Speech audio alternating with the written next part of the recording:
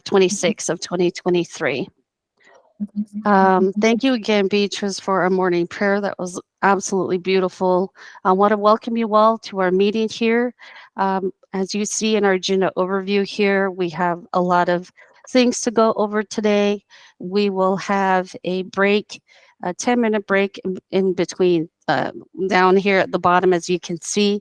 But let's go ahead and get this started with our first, always our meeting remembers, always remember to mute your computer's microphone when people are speaking. Please use the chat feature to add in comments or questions.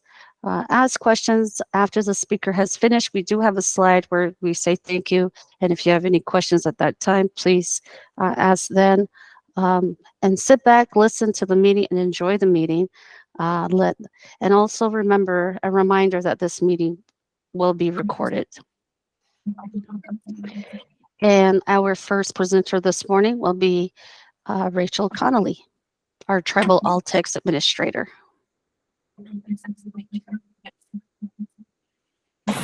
Go ahead to the next slide, Charlie. Okay, there's a couple of updates that we wanted to go through. As Charlie had mentioned, our quarterly meeting is usually consists of things that we have seen within the last quarter.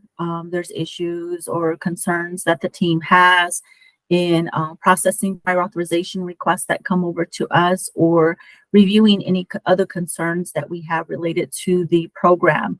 And this is where we provide a little bit more education to the leadership level. That way the leadership is aware of what is also being communicated back to the program case managers, if that is what my team does. I know there's certain programs where the leadership wants everything to go through them first, but in some cases the programs do want the coordinators to communicate directly with the case managers, so that services or other needs that the members have are coordinated much more quicker than having to go through someone first.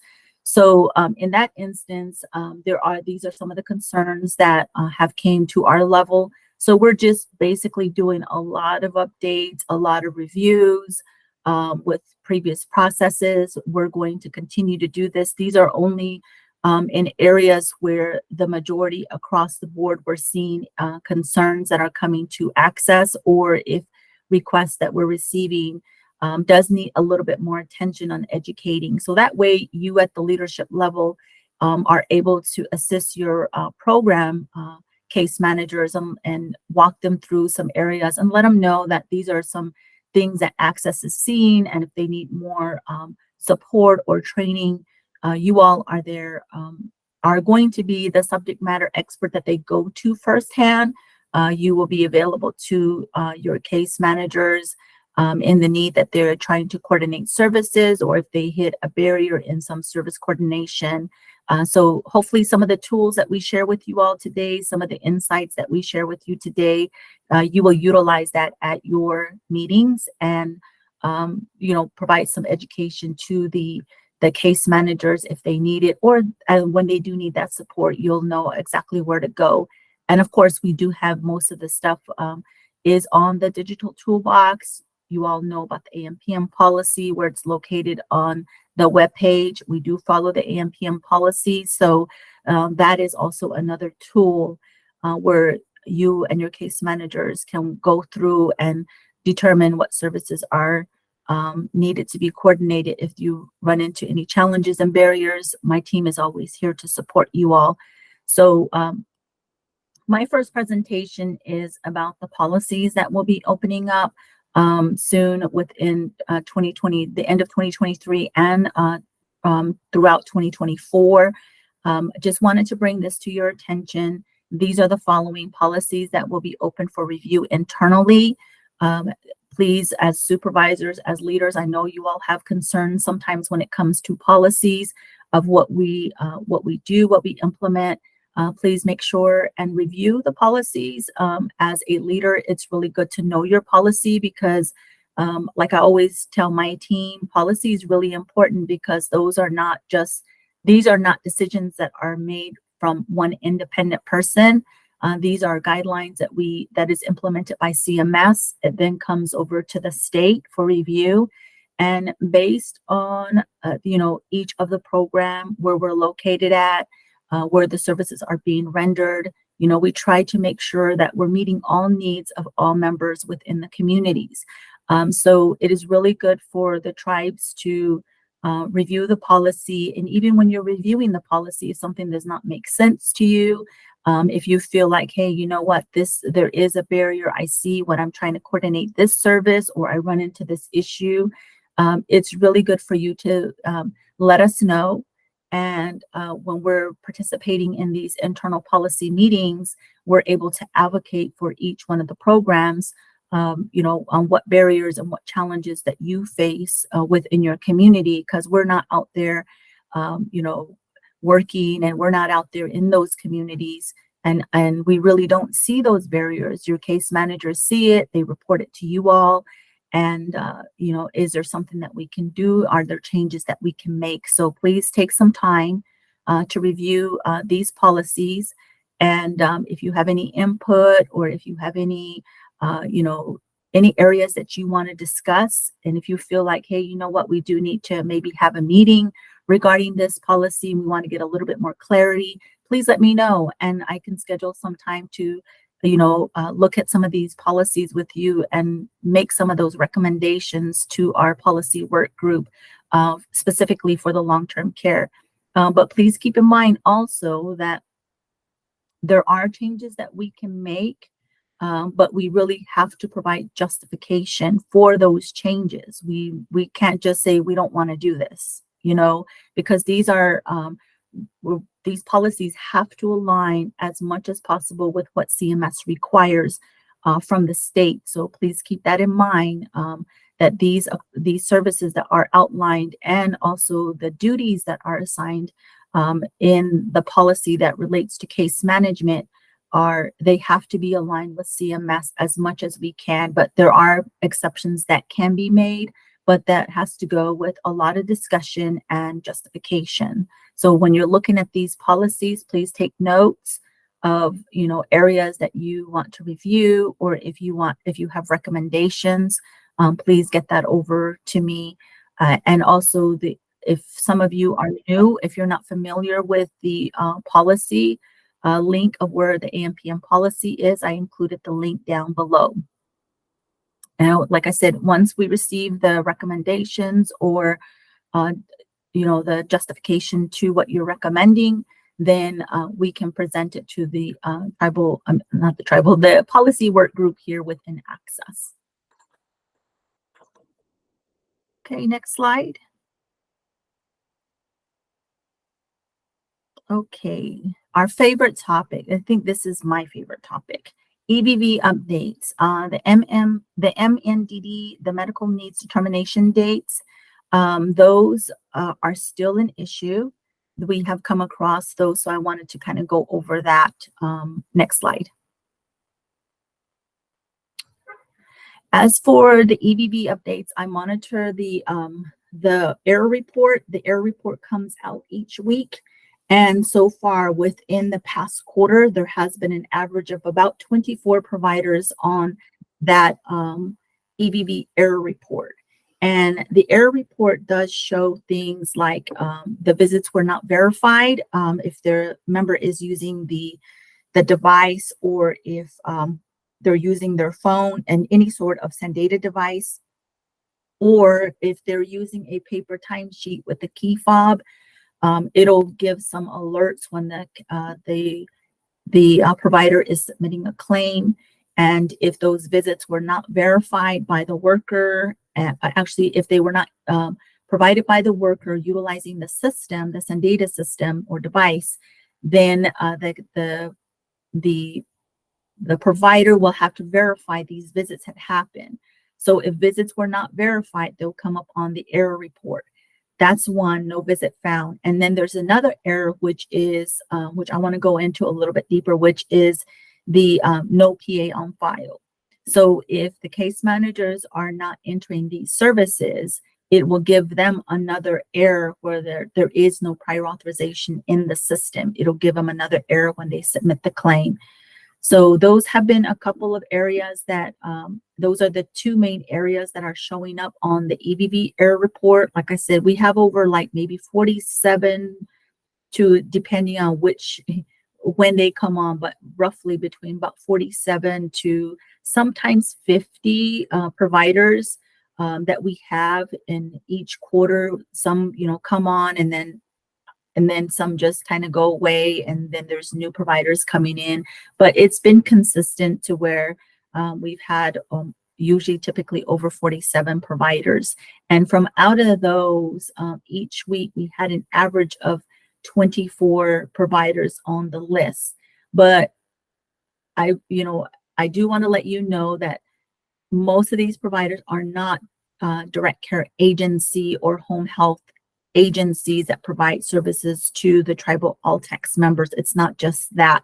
The report consists of providers who render services to AHP members, and so that kind of makes the numbers go up sometimes. So it just all depends on what week and who's billing on what week. It'll kind of fluctuate between the number of providers, but I do see roughly anywhere between 3 to 5 AHP or providers that render services only to the AHP members. So that's included in this average of denials.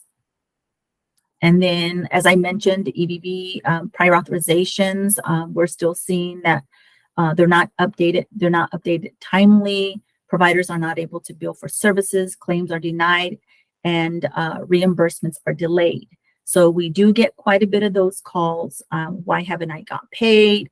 I'm not getting paid, or I'm not seeing a prior authorization in the system. Why hasn't the case manager authorized these services? So those are some areas that, we wanted to bring to your attention. Next slide.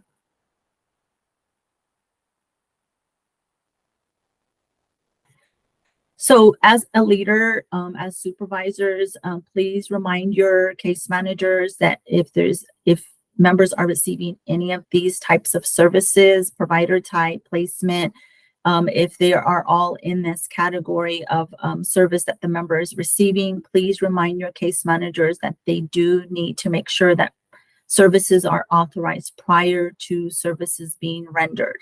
Of course, that in some cases, case managers have a very, very high caseload, or either that, supervisors also carry a caseload. So it kind of causes that barrier, when members are trying to get services. We are starting to get providers that are telling us if this continues, we cannot continue services with the members, because it really does impact the reimbursement and paying some of their workers. So please just keep in mind that case managers need to be reminded that services need to be authorized for these particular services. They need to make sure services are entered in CA 165.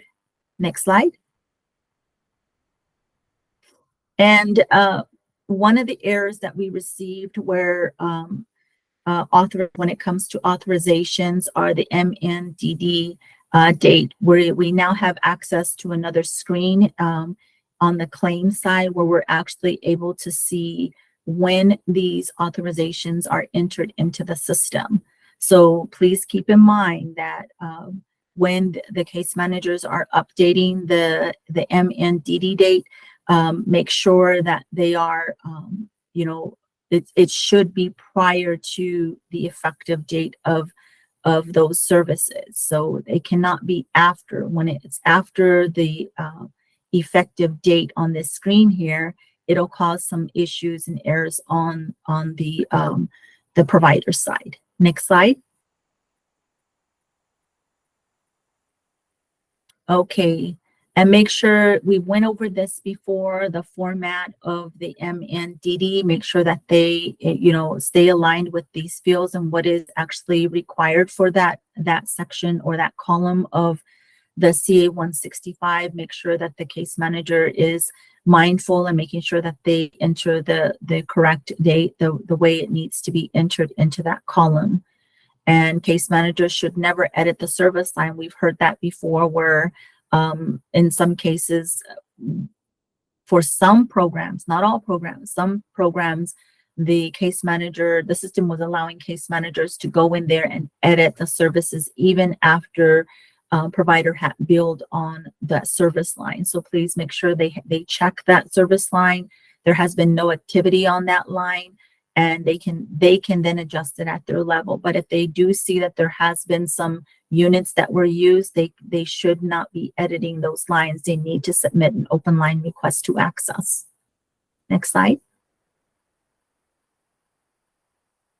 So this is what I just mentioned earlier about the last review date. Make sure that they're aligning. They should not be using the default date. If the case manager has conducted an assessment on a specific day, and that day was prior to the new services that are going to be authorized for the next quarter or for the next 6 months, depending on the level of care that the member or the services that the member is receiving. Make sure that they are not prior to they're not after the effective date of those services. And usually it's best practice to kind of look at that as a leader. If they're doing their reviews earlier than the new quarter of authorization that they have to authorize, then it makes it a lot easier for the system to recognize that. So the MNDD will not be the result of a denial when the provider submits the claim.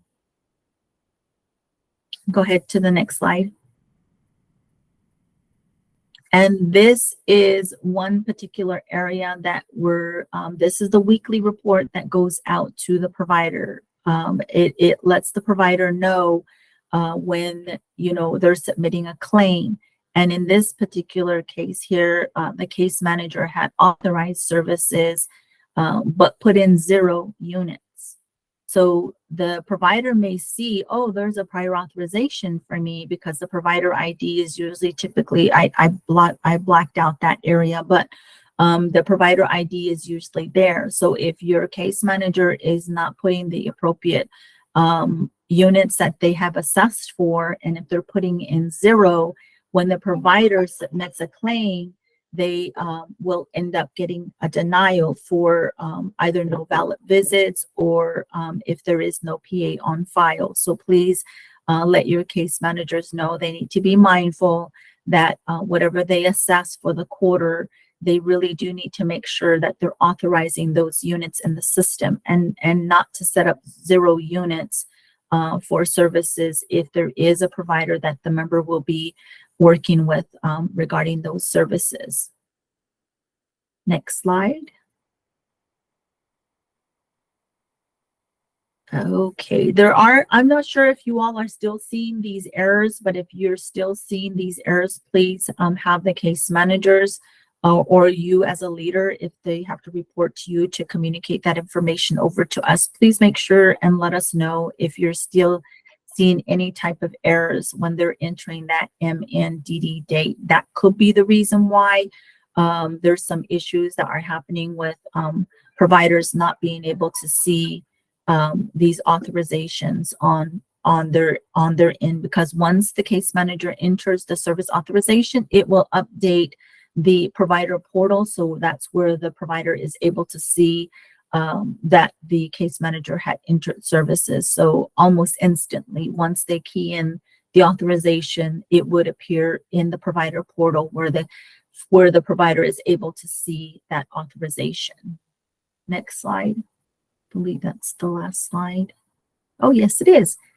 Well, thank you so much. If you have any other questions related to EVV or policies, if you want to be part of those discussions, or if you feel like, hey, Rachel, I think we really do need to form some kind of discussion table regarding policy so that you all can kind of share your thoughts, please let me know any ideas, any thoughts, because this program really does run based off of some of the things that you all do out there in the community and what impacts your members. So please don't be afraid to speak up and reach out to me if you have any questions.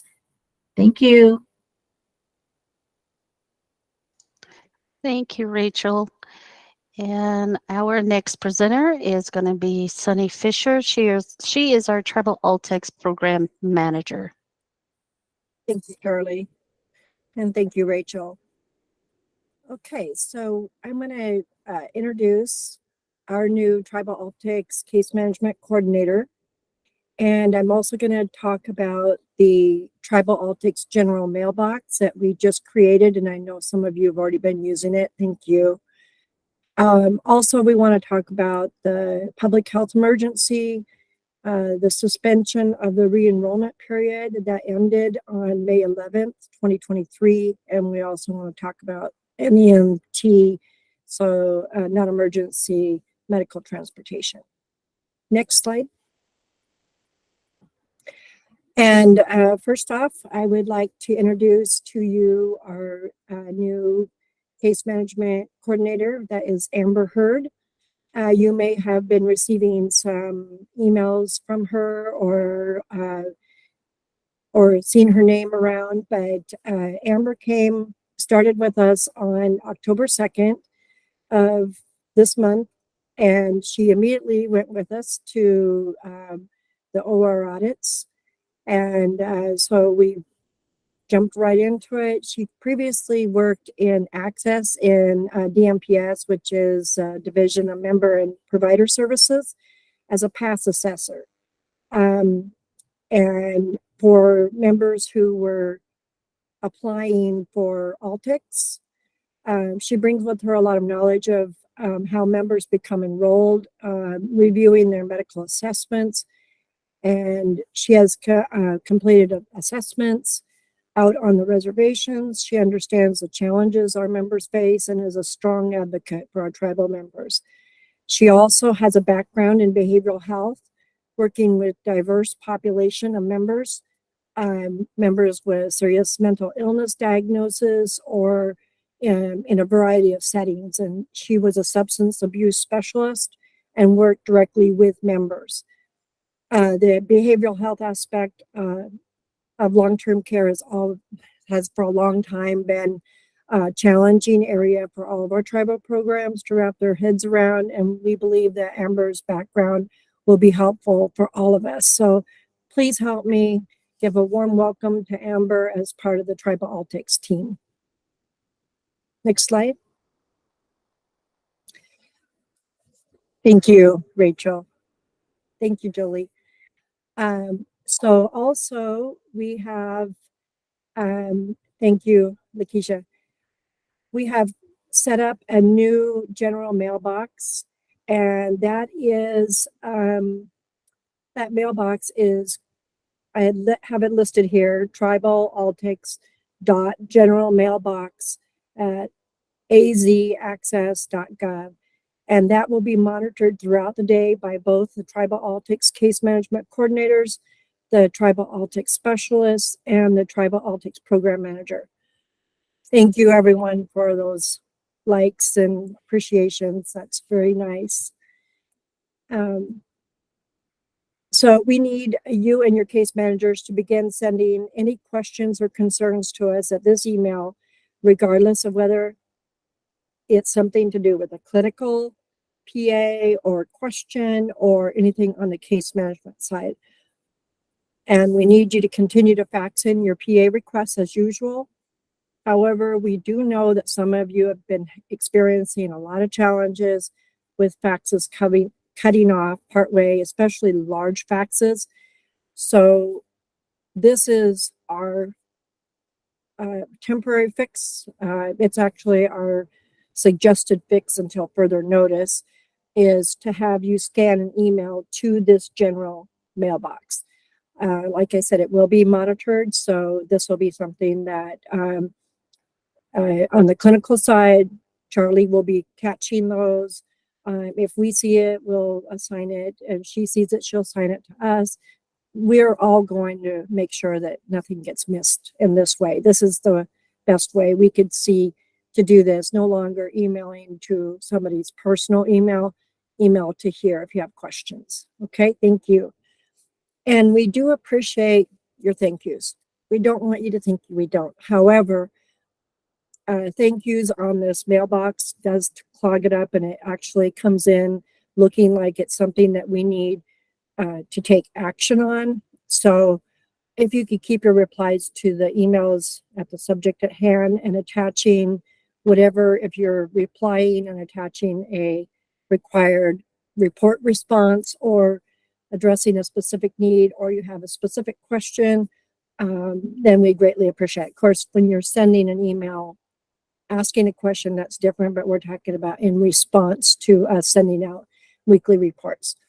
So we always appreciate you guys thanking us, but it does clog it up. So next slide.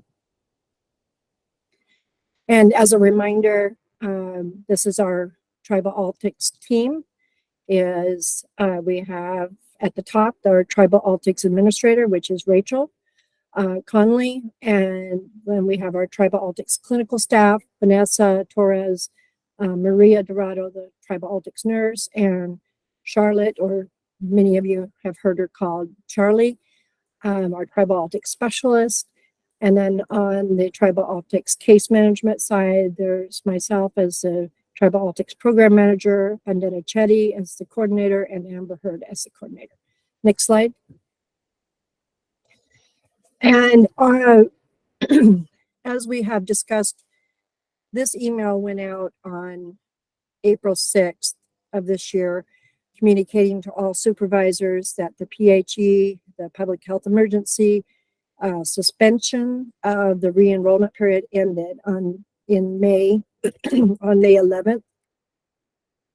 And so all access eligibility began resuming all processes that were in place pre-public health emergency, which includes the members' renewal process. So we had advised in that email for case managers to talk with their members during their upcoming reviews, excuse me, to make sure that their contact information is correct, because there's always a risk that members may lose their coverage if they don't comply and respond timely to the requested documentation for the renewal process. Next slide. And we have begun seeing a few members who have been disenrolled due to failure to provide the required documentation, either financial or medical, by the deadline reflected in the renewal letter from the access eligibility. And this can cause a very major disruption in the members' paid services. And if they have no informal support, this could also cause a quality of care concern for the member. So please have your case managers remind members that if they do receive a letter from access eligibility stating they need to submit medical or financial information by the specified date, that they really comply with that, because otherwise they could be disenrolled or have a disruption in their long-term care services.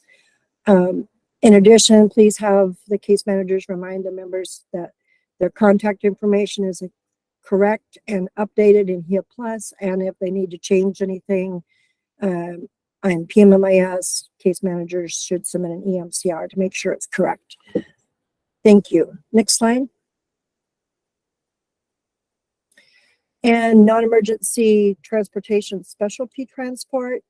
So if you have a member that needs to be transported with a stretcher vehicle or transported, or they were transported to an out-of-state hospital, which we've seen recently, and needs to get back home, or if you have difficulty finding a transportation companies to transport the member due to it not being cost effective to transport one way, then we need advance notice to get approval for the round trip transportation. And we can get it done, but it does take a little bit of extra time.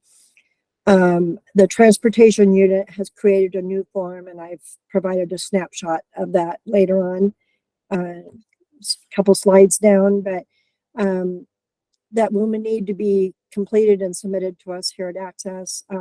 This is very new, so we are just now rolling this out. So if you haven't done this in the past, don't worry about that. This is something that we are just now starting, and the form will need to be, will require a list of the NEMT companies that you have attempted and that were unsuccessful, The number and the reason, the number of NEMT companies may differ by geographical area, such as Navajo may require 20 because they have a lot of transportation companies. Not all of them have stretcher, but they have a lot of transportation companies, whereas maybe TO doesn't have as many. So that we wouldn't, so it depends on the geographical area. And those are just examples. So it's not everybody's that way, but it would also need to include the member's diagnosis, the member's mobility. Next. Needs to also include what the member is being transported for. Is there an appointment or whatever the reason is? They need to have at least 1 or 2 quotes from the NEMT company that would be showing how much it would cost round trip on this. And then again, that form is a snapshot is provided on the next page, and we'll be happy to work with all of you one-on-one.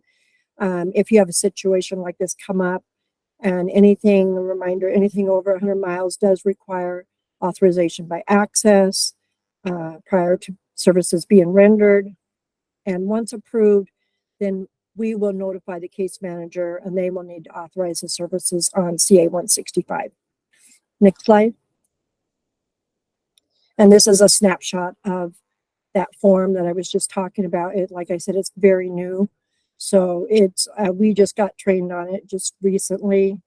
So this is very new, and we are rolling that out because these situations are very real. We need to make sure our members get to the services or that they need. So we appreciate your help with that. Next slide.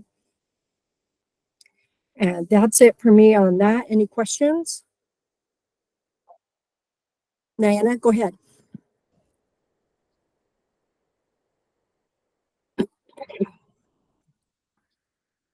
You'll need to unmute yourself.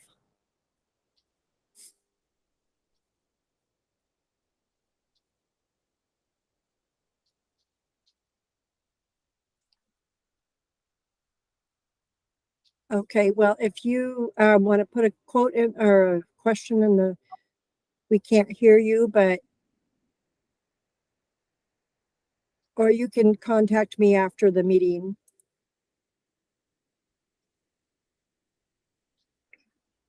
Okay, thank you.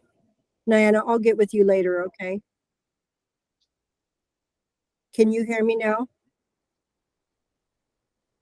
Can anyone hear me? Yes, I can hear you, Sunny. Oh, okay. Okay, I just saw somebody said they couldn't hear, so, okay. Yeah, we couldn't hear Diana. So Diana, I'll get with you after this meeting and we'll discuss whatever questions you have. Next slide. Okay, thank you, Sunny, for your presentation. And now we have the daily roster and new enrollees presented by Amber Heard today. Good morning, everyone. I will be discussing the daily roster for the new enrollees on behalf of my coworker, Bandana. Next slide, please. Supervisors, regarding the daily roster, you've seen on the daily roster for new enrollees that we are reviewing the past assessment to determine if there's any life-threatening issues going on with the member, if they require DME or other immediate services, so that the case manager can have a heads up of what's going on with the member, and then they can PA the services quickly. Next slide. And then we've seen some new members show up on the daily roster that are then also showing up on the projected overdue report as case manager not assigned yet for 2 weeks or more. A case manager needs to be assigned as quickly as possible, but within the policy guidelines. Next slide. And as far as the daily roster policy, according to the AMPM policy 1620-A below, a case manager is to make the initial contact with the member or the healthcare decision maker or the authorized rep within 7 business days of enrollment, even if the member is enrolled during a hospital stay. Therefore, a case manager should be assigned prior to the outreach made to the member healthcare decision maker or the authorized rep. Next slide. Thank you very much. Anybody have any questions?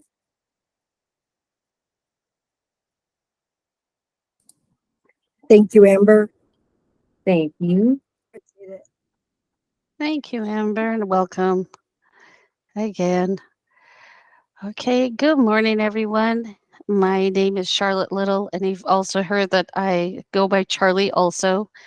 I am the Tribal ALTCS Specialist. I'm here to kind of go over about the new prior authorization forms for DME and the SNF specialty rate. So today we're introducing the Access Digital Toolbox, your gateway to convenience and efficiency. We're thrilled to present our new fillable forms design, of course, with you in mind. Please download these user-friendly forms and experience a seamless and hassle-free process. We're hopeful that with our fillable forms, you have the freedom to input your information effortlessly. To give you a better idea of what the digital toolbox looks like, I have included a screenshot kind of for your reference. When you access this digital toolbox, you will find the fillable forms and other related forms. As you can see, there's a blue box around it in here. They are conveniently located in the All About Forms section. And down below, you do see the web address also, and that will take you straight to the digital toolbox. So once you double click on the All About Forms icon, this screen will then pop up, resembling the screenshot I have provided here. So this is the digital toolbox specifically for the All About Forms section. Within it, you will see other fillable forms, but at the very top, as you can see here, you see the DME form first, and then the specialty rate request form. And to open these forms, simply double click on the PDF and you'll see like a little blue highlight link. Go ahead and double click that, and that will open up the form. Here's a closer look at the DME fillable form. You might have already seen it, but to others, this is the first time you're seeing it. This is what it looks like. So the DME fillable forms require completion and submission for a specific process. As you can see on the left-hand side, please attach the correct documents before sending the via fax. Use the drop-down arrow to select the appropriate program, which is at the top right. Please include the case manager's name, the tribal program's address, along with a phone number, a contact phone number for the case manager. Fill in all the accurate information. As you can see in the middle, this includes the member's name, the access ID number, the correct access ID number, and then at the bottom, please obtain the necessary signatures for confirmation and validation. So we'll need the case manager and the supervisor's signature with date. And once all that is completed, just go ahead and fax the completed packet at the fax number up above in the top hand left corner. There is the fax number where to send it. So here's a screenshot of the specialty rate request checklist. So this one is also a request fillable form, the process of requesting special rates for our members. The top section of the form includes fields for the member's name, case manager's name, phone number, and access ID. And of course, the drop-down box, which allows a selection of the appropriate tribal ALTCS program with the fax number also provided. The middle section on the left-hand side contains the specialty rate request. So here you'll just kind of click inside the box and check which one you're requesting for the member. On the right-hand side is a checklist of documents that is needed to be attached. So this one, in the documents attached section, all of these are required, every last one of them. The PA form, face sheet, admission orders, and etc. This, and also in the middle, if you have any additional notes that you need to write in for our tribal ALTCS nurse to know, please write in the notes there in that section. And at the bottom, the form requires also for this form also requires signatures from both case manager and the supervisor at the bottom, and it should be faxed to the provided PA number, which is shown at the very bottom of this form. It'll tell you where to send the forms to. So with that in mind, starting December 1st, the fillable forms are required for every submission for a DME and SNF. Signatures are needed for both from the case manager and the supervisor, indicating that the review and submission of necessary documentation is included. It is important to include all necessary documents on the request to avoid any delays or issues. In case any required documents are missing, the packet will be returned. And of course, a new packet will need to be submitted in such cases to proceed with the request with the forms that were shown here.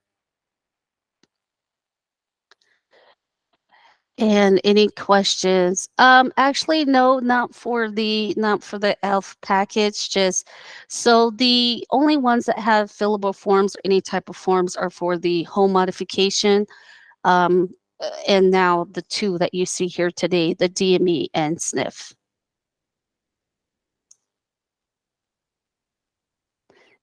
Any other questions?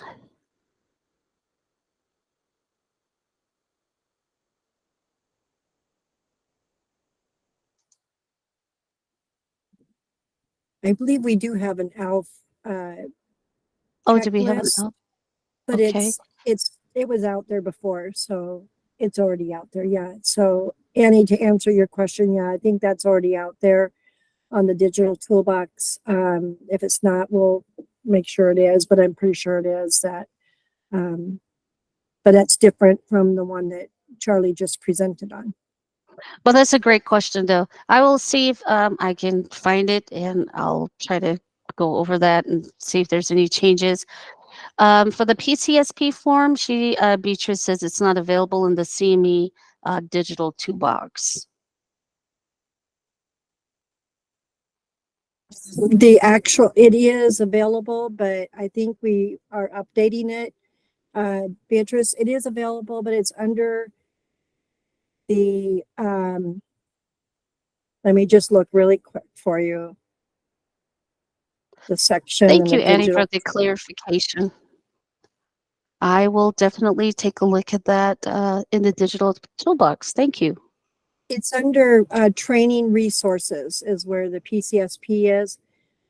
However, it's been updated or being updated, as Rachel noted in her presentation about the policy. So as soon as that is complete, we are going to update this on the digital toolbox, but it is listed under the training center. So if you go under that, that's where you'll find it. Thank you. Thank you, Charlie. Great presentation. Thank you. Thank you, guys. If you have any other questions, go ahead and send those emails over and we will answer them as quickly as possible. Thank you so much. So let's go ahead and keep on going. So our next presenter today is going to be from our clinical team, Vanessa. She's the Tribal Clinical Program Manager.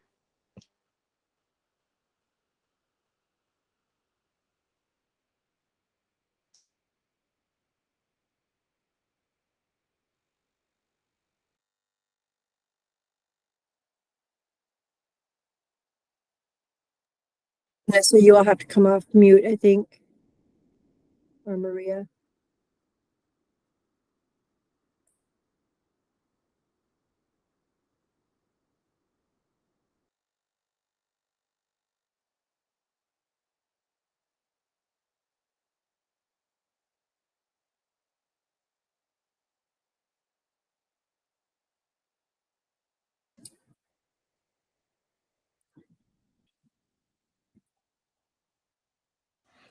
Hi, it's Maria here. Sorry about that.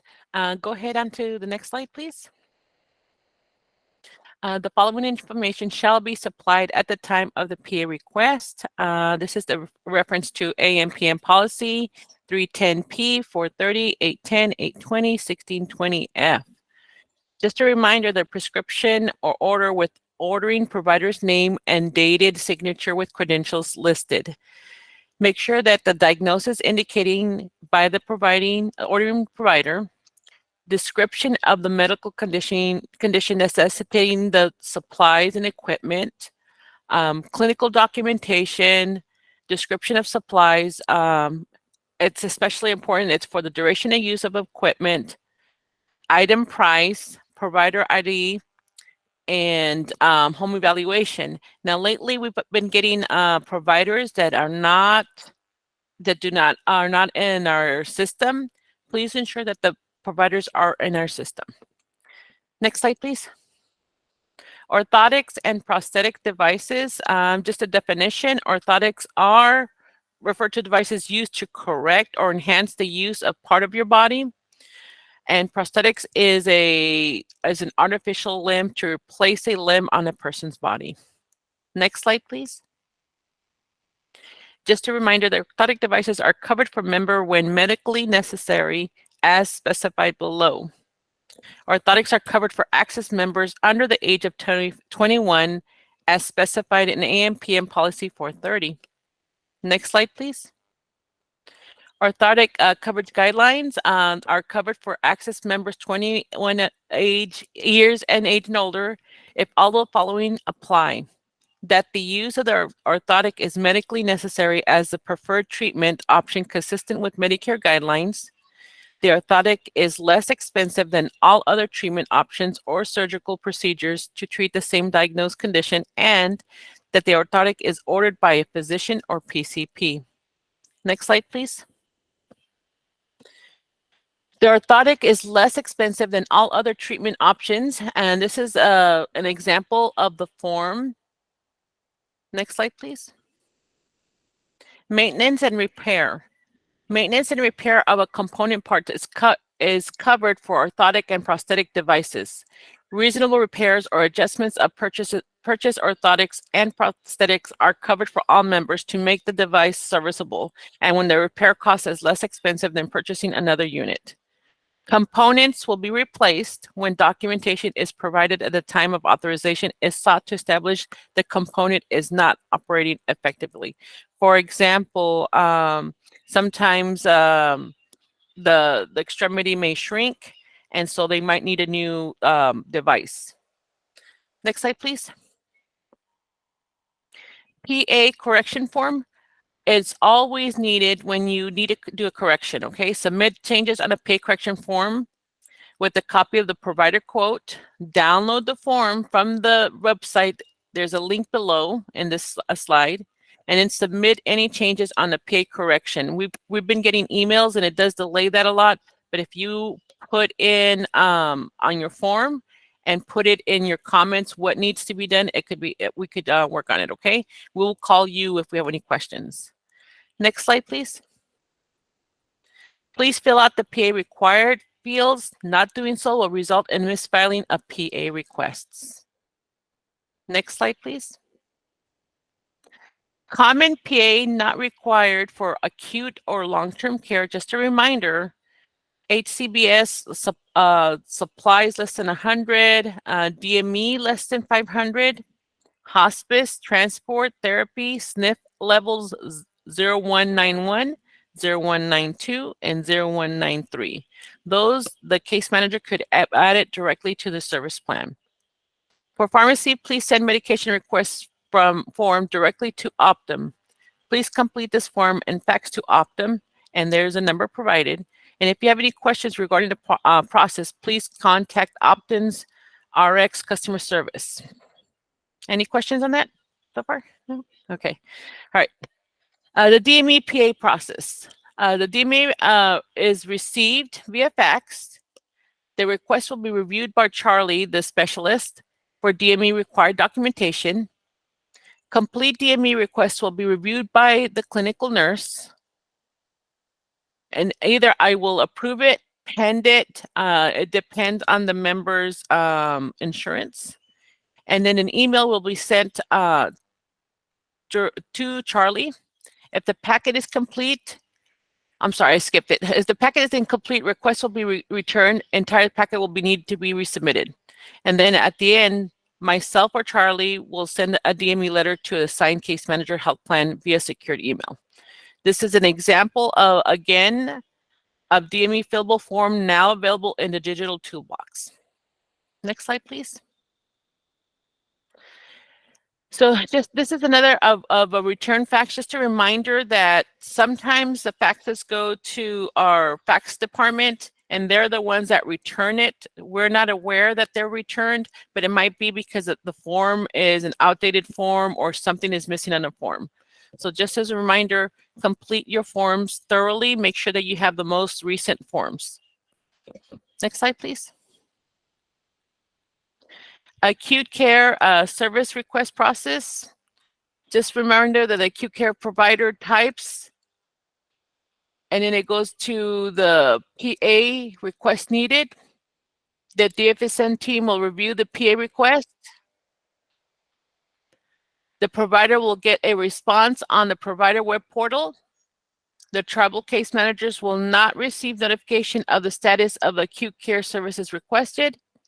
In the event of a provider requesting a tribal case manager to enter these types of services, please forward the provider's contact information to tribal ALTCS nurse, and an email or fax will be sent to the provider for any additional prior auth education needed. Next slide, please. Please notify acute care providers to check their web portals for updates on their PAs. Providers are to submit any requested items and needs to allow 14 days for review. Next slide, please. A QPA request for tribal ALTCS members must be faxed into the DFSM, and the number is provided. If a provider gets directed to you, educate the provider to submit requests for acute services to DFSM. If the provider states that they are being informed to contact case manager by DFSM, please request a name of who they are getting this misinformation from. Next slide, please. Receipt and imaging department faxes. RightFax has 72 hours turnaround time. Please take that into account when sending in a fax. Please allow 72 hours before contacting health plan to check status on fax. Next slide, please. Just an example of the current PA form here of our current governor's name. Ensure that you have the recipient name, provider phone number, provider fax, access ID, and especially it's important that you have the provider's access ID number. Make sure that you put in comments what you are requesting. Type of documentation. This is especially important for ELF. I get a lot of them that says NF reviews, so that's nursing facility, but you need to make sure that you tell the providers to check that they are checking for the ELF, behavioral health. This delays where it's placed by the fax department, and we want to work on these requests as soon as quickly as possible. Next slide, please. Fillable PA request form links. This slide is just a reminder of where to go to for your PA request forms, PA correction forms, PA medication documentation forms. These are the links. Next slide, please. Claims. For claims questions that cannot be resolved in the portal, please outreach to the claims customer service team. A number is provided, and then you select option 4. For training resources for technical assistance regarding claim issues and training, you may email the provider training. Okay. Next slide, please. The new fiscal year rates, awaiting new rates. Please do not send in duplicates. Next slide, please. Thank you. Any questions? Nope. Okay. Maria, I think we're a little ahead of time, which is good. Great. Thank you, Maria. Oh, we do have a question, Maria. Okay. Diana has a question. Go ahead.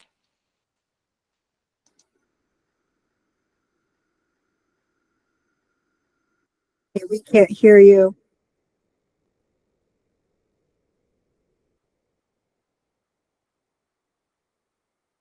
Do you want to put your comment in there?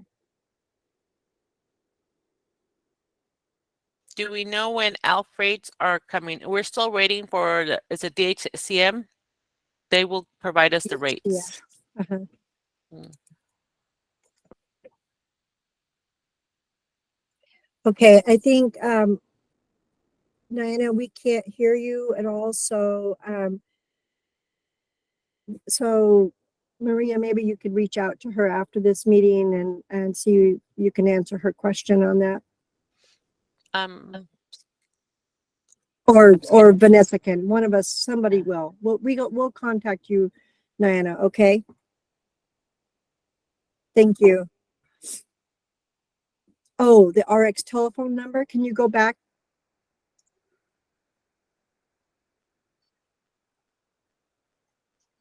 Keep going back.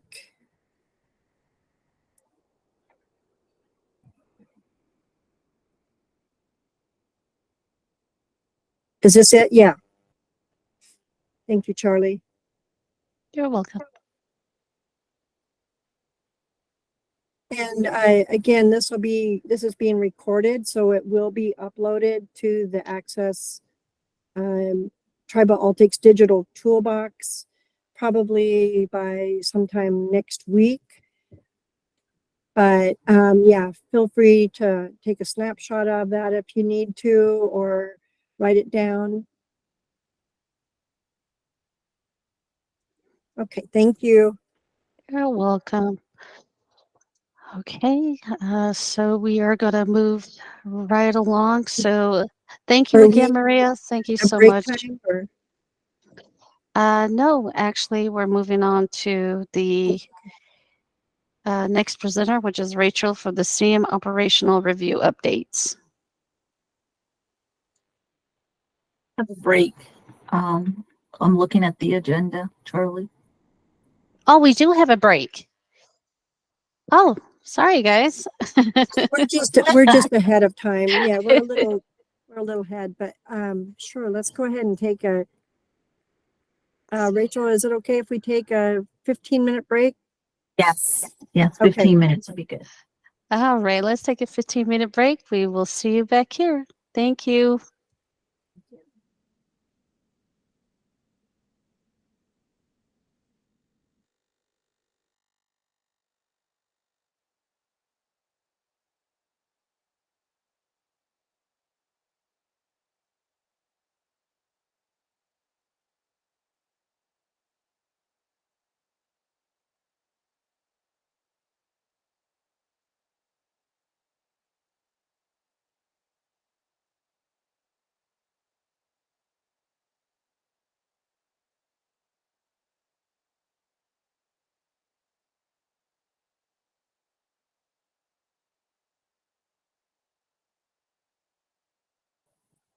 Is anybody from my team still on? Is my back screen reversed still? Because I know it was reversed earlier. Okay, I'm sorry. Okay. Say that again. The back screen of my picture, is it reversed still or is it okay? The Sony said it It was looks reversed early. It looks good. it looks good. I Yeah, can it's read it. There's posting out. access. And Vanessa's having connection issues. Okay. Yeah, she was telling me that earlier. I said, "Do you want Maria to present because you're having issues?" She said, "No, I'll be fine." And I was like, "Okay."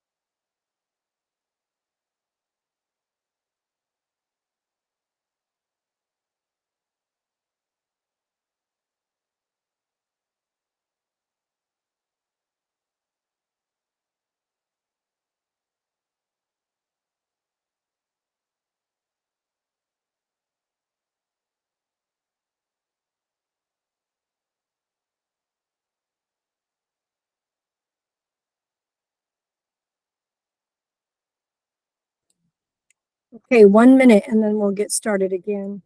Thank you, everyone, and hope everyone had a nice quick break to get more fluids or take a bathroom break, whatever you needed to do, answer some calls. Thank you.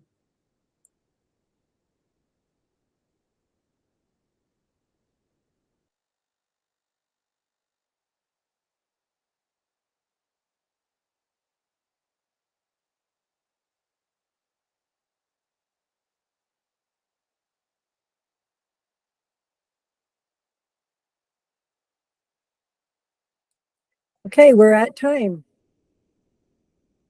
Hope everyone's back. Is everyone back? Yay, nay? I know we have a special presenter that's coming in at 11:20. So I don't want to, Thank or you. is it 10:20? Or 10, actually 10, 11:20, right? Yes. So I just want to make sure that we give them time to present because they have a lot of good information to share. And I know my team is really taking the extra initiative to seek out resources and find out what they can bring to when they attend other meetings internally within Access. They try to take you know take some of the topics, connect with those presenters, and coordinate these presentations. So thanks to Sony, I think she's the one who attended one of these trainings internally the past couple months ago, and she thought it would be a great idea to bring the presentation, have these presenters come to our quarterly meeting to be able to present on certain topics. And I know Charlie has another one that she wanted to do next quarter. So hopefully that comes out very well. But I don't want to delay their time. So I'm going to try to stick to my presentation within the time frame. My team almost gave me an hour to talk. I don't know if that's because I talk too much or it's because I have a lot to share. I don't know. But either way, I do want to take just a moment here to, thank a specific tribal ALTCS case manager who will be leaving us at the end of December. And I really do appreciate her knowledge, her cultural knowledge, and also the traditional values that the community has. She shared that quite a bit with myself and my team members. And then also, I know when we went out to audit, one of my team members was able to go on to do a site visit to kind of get the idea of and get some exposure to the environment of what your case managers and your supervisors go through as they're doing their assessment, the environment that they go into, just to kind of get the feel of how it is as a case manager when they're coordinating services. And that's really important because a lot of times, at the state level, we are advocating internally for you all to make sure that we're looking at all of your barriers and issues that you have and advocating for you at the level where there are any disparities that we need to talk about that needs to be presented to the state level. We try to do our best to advocate for you all. So with that being said, I want to go ahead and go to present this recognition to Beatrice Norton. She's been with Hopi Long-Term Care for 8 years. She dedicated her service to Hopi Long-Term Care. After speaking with Bea and knowing her for a while now, she really inspired me of, her knowledge about the program and her community, the passion that she has. And I did not know that Beatrice Norton was published in the papers a couple years back, and talking about her tradition and the values and of the corn. And I said, oh wow, that is so amazing. I said, before I use your picture, I want to get your permission. Is it okay if I do this? And she said yes. And after having that long conversation with her about her years of experience with the tribe, working with tribal government, and all of the projects that she was part of. It really inspired me to even though I know that many of you have case managers who have been working in the field, servicing our members, understanding the cultural barriers, even understanding the ceremony, the tradition of what's connected to our Mother Earth, all of those things. It just really, really touched me. And I realized, there is those cultural differences. We were having the conversation, I said, even within the tribal community and the different communities, different tribes, we all have different practices and different ceremonies and different beliefs. But we all come together during this quarterly meeting, and we kind of circle back around and say we all come from our Father God, and who actually does provide all of our needs for us every day. And it just really touched me to say, wow, we'll be within our program, we'll be losing a really good person, but she did assure me that in the program, even though she's away from the program, she will still be a mentor, to whoever is going to be in the position that she held, or even just with the program, to be the mentor, to be there. And I was like, that's just real dedication. And she did tell me a little story about herself, where she actually is, she's now the mentor to the community members. Members call on her, and to participate in ceremonies, to give advices at weddings, and sharing her, her culture, her stories, and how ceremonies go. And it was just so inspiring for me. So I just wanted to share with you all, what I've learned about B. I've worked with B for I think we've both been together with long-term care the same amount of years. And as it evolved into what it is today, she did explain some of those to me, and the difference, and it was like, wow, that's just amazing to hear. So as I said, B had started with, we call her B. We've always called her B, and she'll call me, and I'll call her, when there's issues or concerns, and we talk through things. And but she did tell me that she started off, she said, I kind of grew with, she said, most of my career was in Department of Health and Human Services. And after she told me, how she started with Department of Health and Human Services and all the projects that she was on, she was a CHR manager in the program for she also overseen other programs from ITCA, and just abundance more of different programs that she was involved with, even just to start up some of these programs. And I said, wow, B, I said, you sound like me. I'm all over the place with different responsibilities as being a leader. And I thought about the other program leaders that we have here. We have so many leadership here that are not just doing tribal ALTCS work.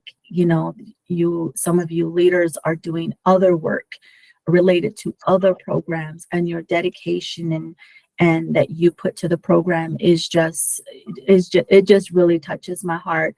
And when B was talking about, her passion to the elders, about the elders in the community, and she herself as a leader and a mentor within her own community, I thought to myself, wow, on top of your regular daily work and all the projects that you are part of, you continue to do this in your spare time. And it was just amazing. And I just wanted to say thank you for sharing your stories. Thank you for being a true advocate for the tribal members. And even though you were given so many different responsibilities, you really held the program together with your team. You've really, I think you've so much inspired your team members, and they'll be kind of following your footsteps as you walk out, the door. They'll be taking that leadership roles too, hopefully. And I just wanted to say thank you, B. I don't know if you wanted to share something with us.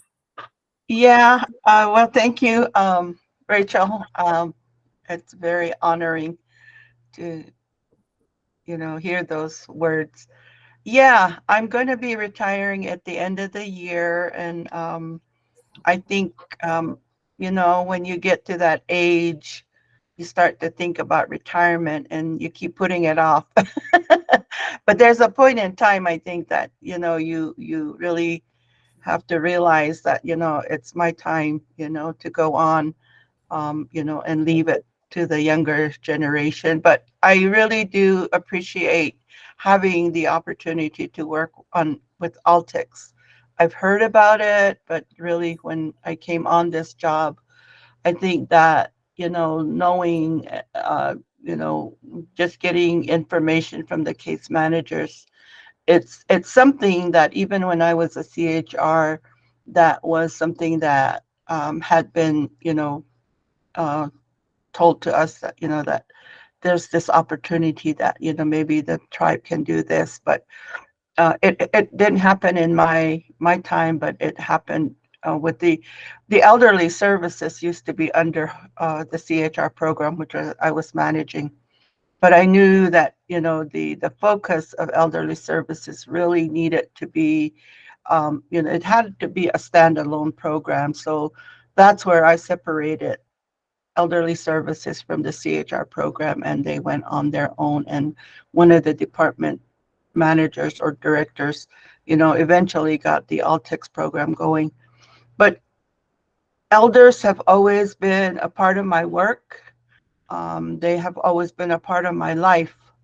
And, but, so I really do, like I told Rachel, I really hold our elders at the highest pedestal, because in our cultures, and I'm sure that it's true with all of you, we can't do without our elders, their knowledge, their guidance, and then respecting, what they've had to go through in order to keep our cultures alive. And so they pass down that information. I do a lot of cultural teachings, and I was blessed to have this knowledge, you know, be given to me. And I realized at an early age that, it's not for me myself. It's for me to share. And that's what I've been doing. I've been doing, I was a educator in a lot of the programs, go out and speak to people, groups, and conferences to share my knowledge, because I didn't learn it for myself. I picked it up to share with others, so that we would continue to keep those discussions going. But there's so much, that I can say, but I really appreciate, just the work that I've done, the people that I've met, um, and the hard work that goes into trying, to keep our elders, having, making sure that they have that good quality of life, that, that some is, I really truly believe that when you have that high, good quality of life in your, you know, older age, that really helps to prolong, their lifespan. But it's unfortunate, and it saddens me how this whole world, with the abuse and, the disrespect that we show them, even in our cultural ways, it's also has changed. But um, I'm I'm just forever grateful that, I've had so many elders that I've gotten in contact with, who have shared their life, their stories, um, their knowledge. And I will forever, try to work to make things better for our elder population. So, and thank you for everyone, for, getting to know you, working with you. And I know I'll miss my work, but I have lots more work at home as well. Thank you, B. Mm, Thank That you, was Lee. beautiful. That was a beautiful tribute. Thank you, Rachel, for that, and yes, for thank you. And B, for your words as well. Very nice. Thank you. Okay, now we can continue. Thank you so much, B. We'll give Charlie a minute to reconnect the presentation. I had to disrupt this. This was not part of the agenda, but I figured we have a little time. Let's go ahead and, present to her and let her know, that we really valued her and appreciate her and her team members. She's got an awesome team, and Lorinda has a lot that she's been carrying. She's been mentored, I think, for the past couple of months preparing for this. So, she's a good leader for her with her case managers. So, I'm sure that they will continue the work that they've been doing.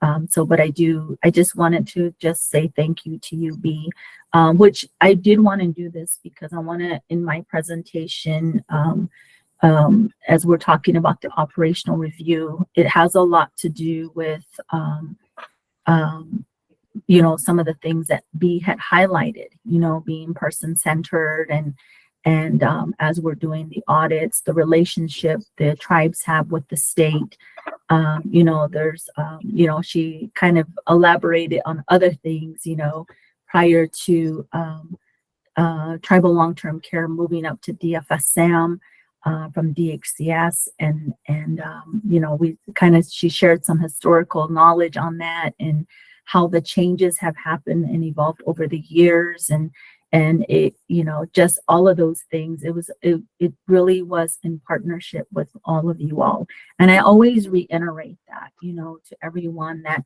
we're all partners in this. We're all stakeholders in this for our members.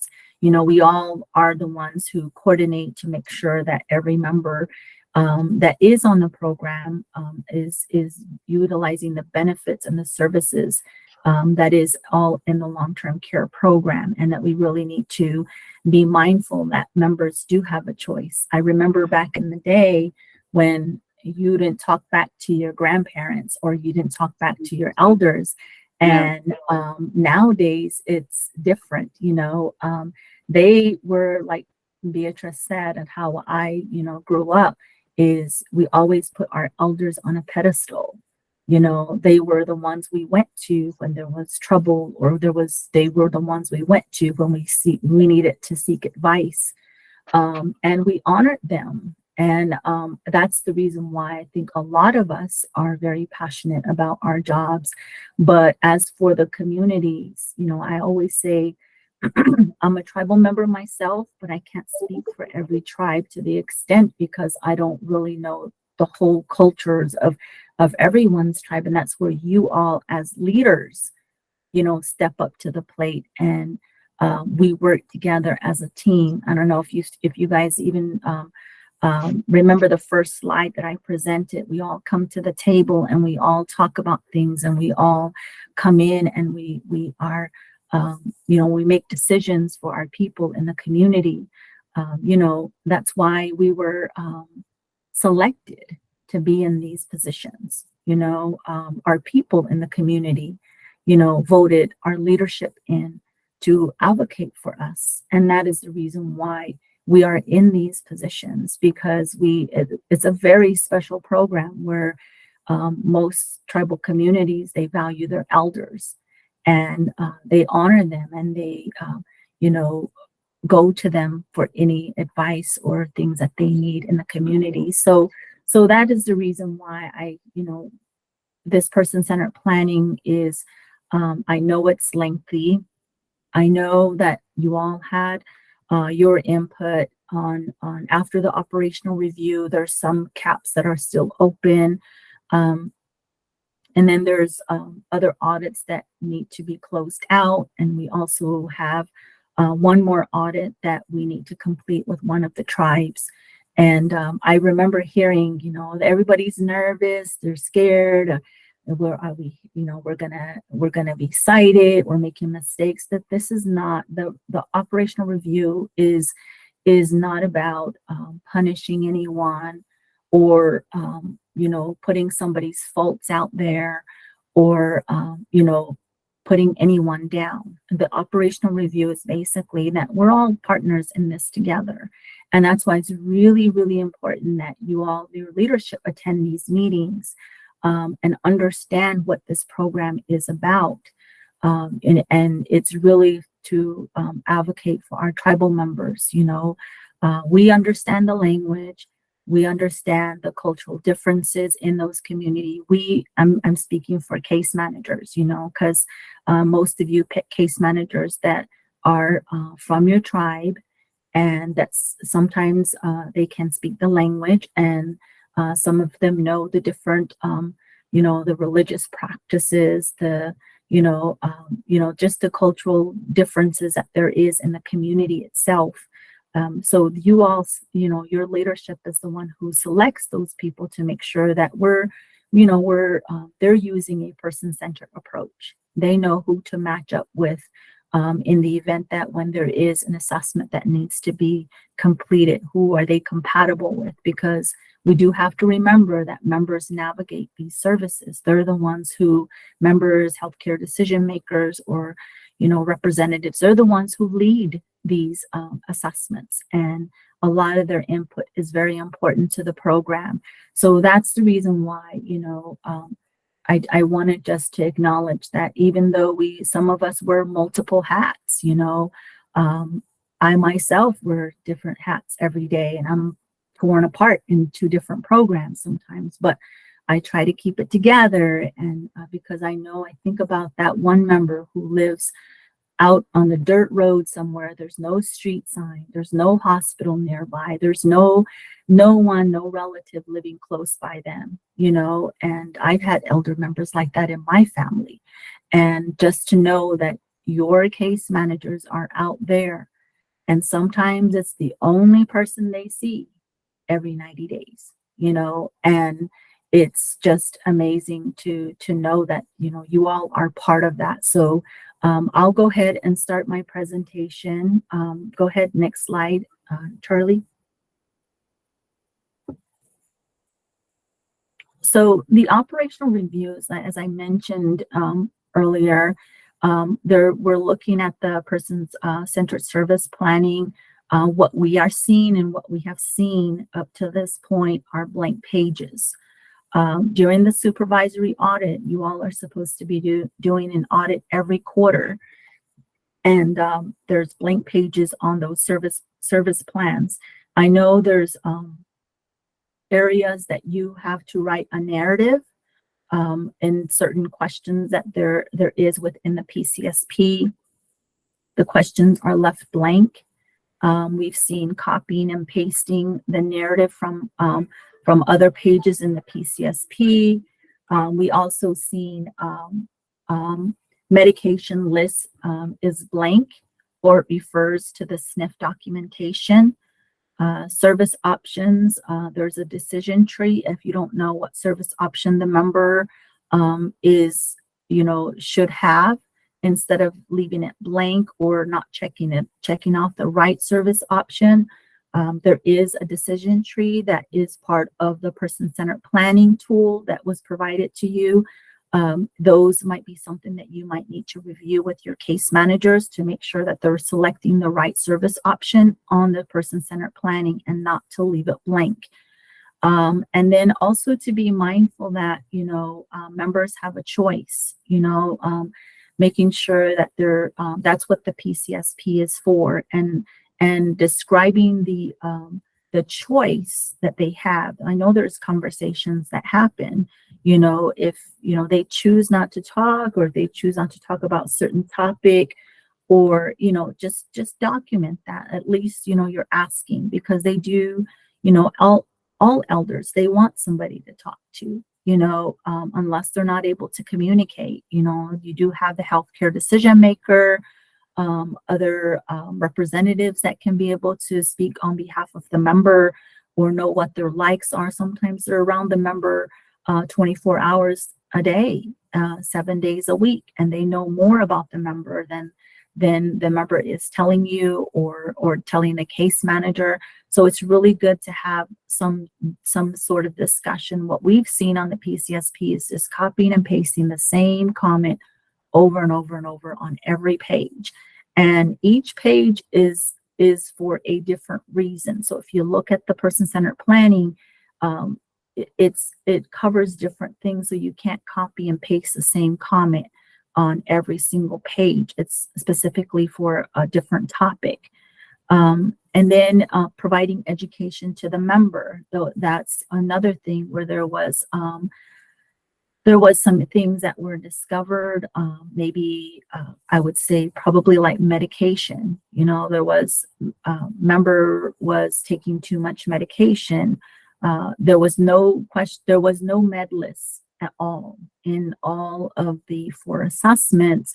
But then on the last assessment, member ended up in the nursing facility, and there, you know, member was taking too much meds.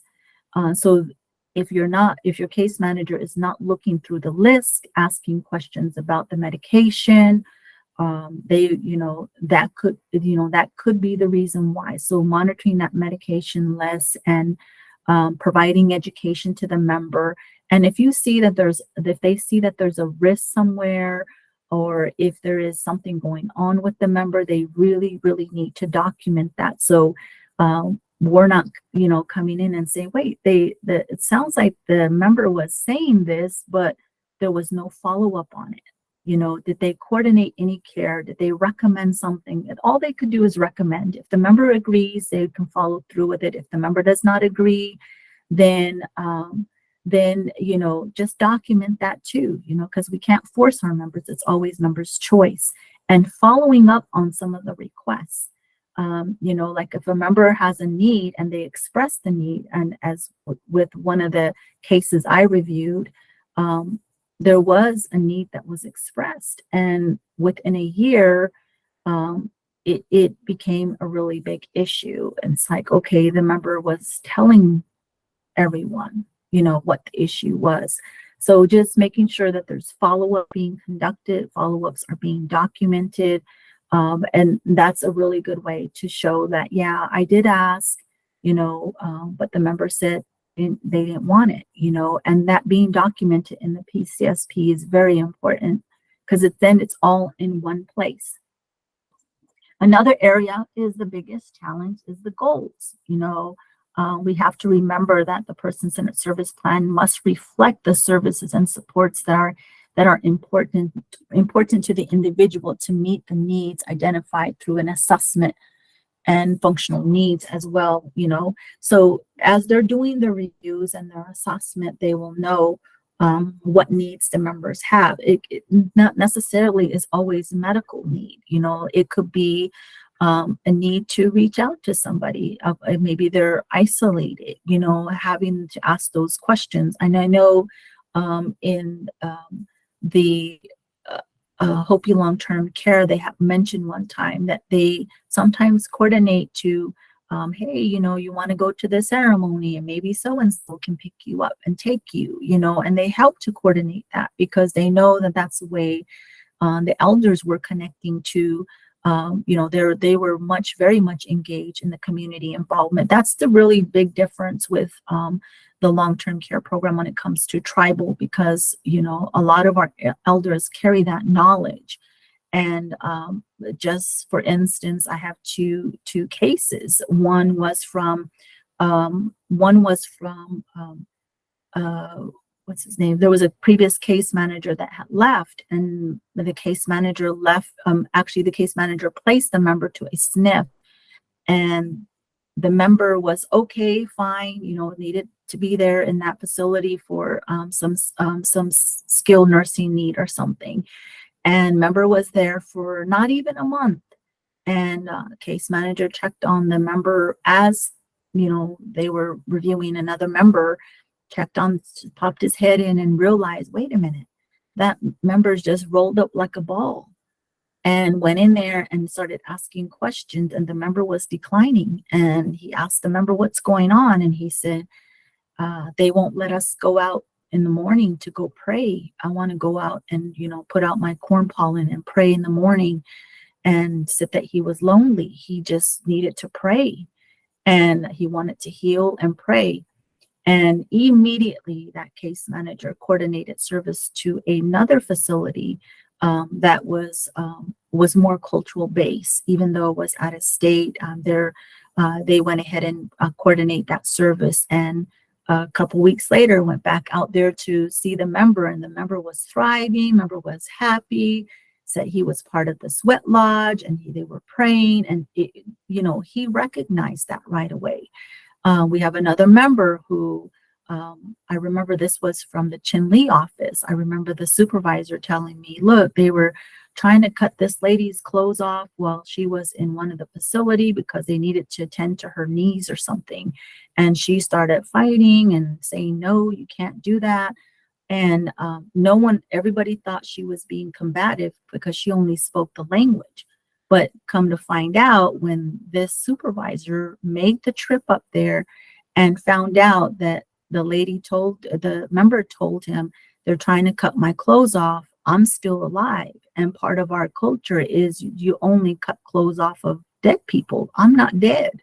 I'm still alive. And so that was another example. So that is the reason why there's a lot to document when it comes to our members. We have to truly advocate. We have to show that, there are differences, there are barriers, there are challenges. And if it's not documented, we don't know. We don't know how to provide assistance. We don't know how to advocate for you all at the program level. So please make sure and, continue to educate your case managers.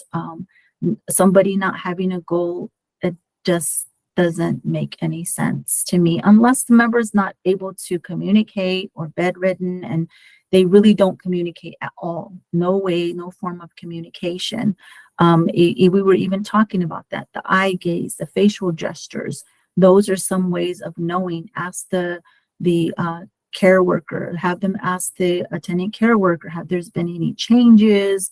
How do they act? Do they seem excited? They may just be laying there, but do they show some sort of emotion? Did anybody come to see them?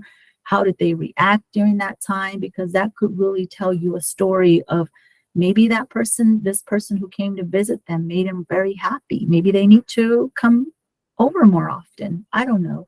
The quality of life is very important to our members, and we really need to continue to focus on that and educate our case managers on that. And then the last thing is PMMIS screens should be printed after the case manager conducts the service review. We print it on our end, but we really do when we go out to do the reviews.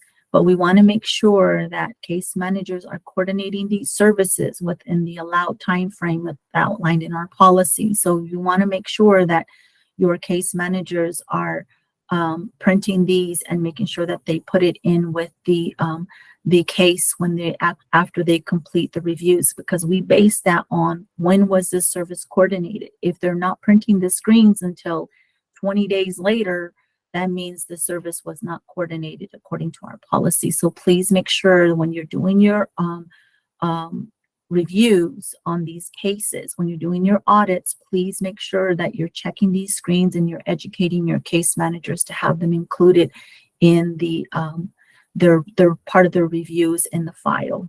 Next slide. Okay, the decision tree is the one I had mentioned earlier.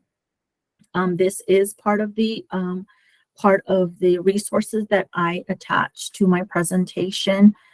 We have to always remember that the member is the one who actually is the one who's, directing their service. They have an option.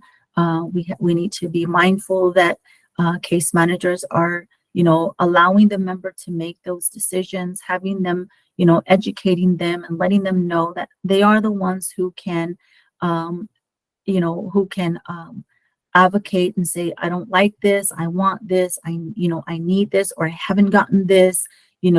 Have them speak up because they have a lot to share. I had one member call me, within the past month and had a lot to share.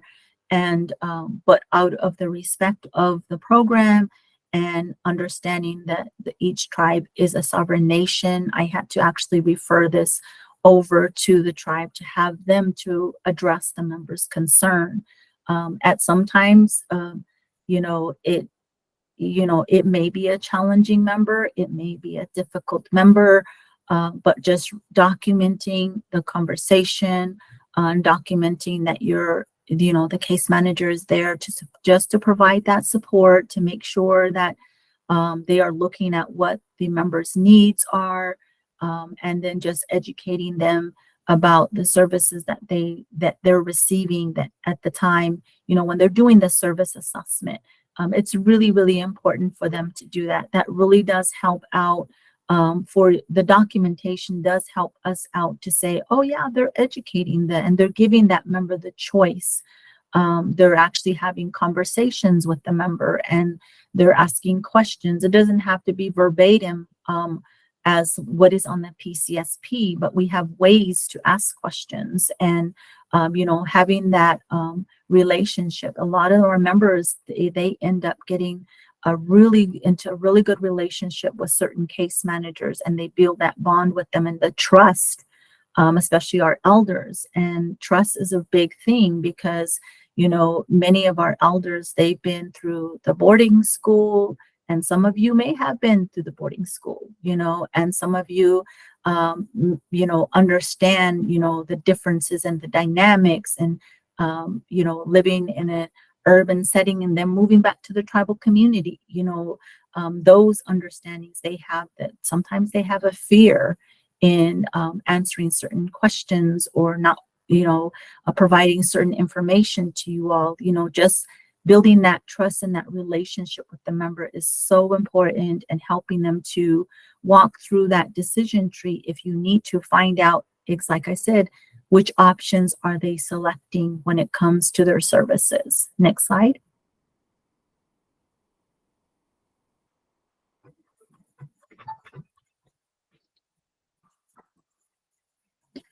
Okay, this, I'm not going to go into, I think I have one more slide, but the traditional model, this is the traditional model. And I know there has been some questions when when the member is going to be on their traditional model. These are pretty much the services that they help the case manager to kind of navigate through.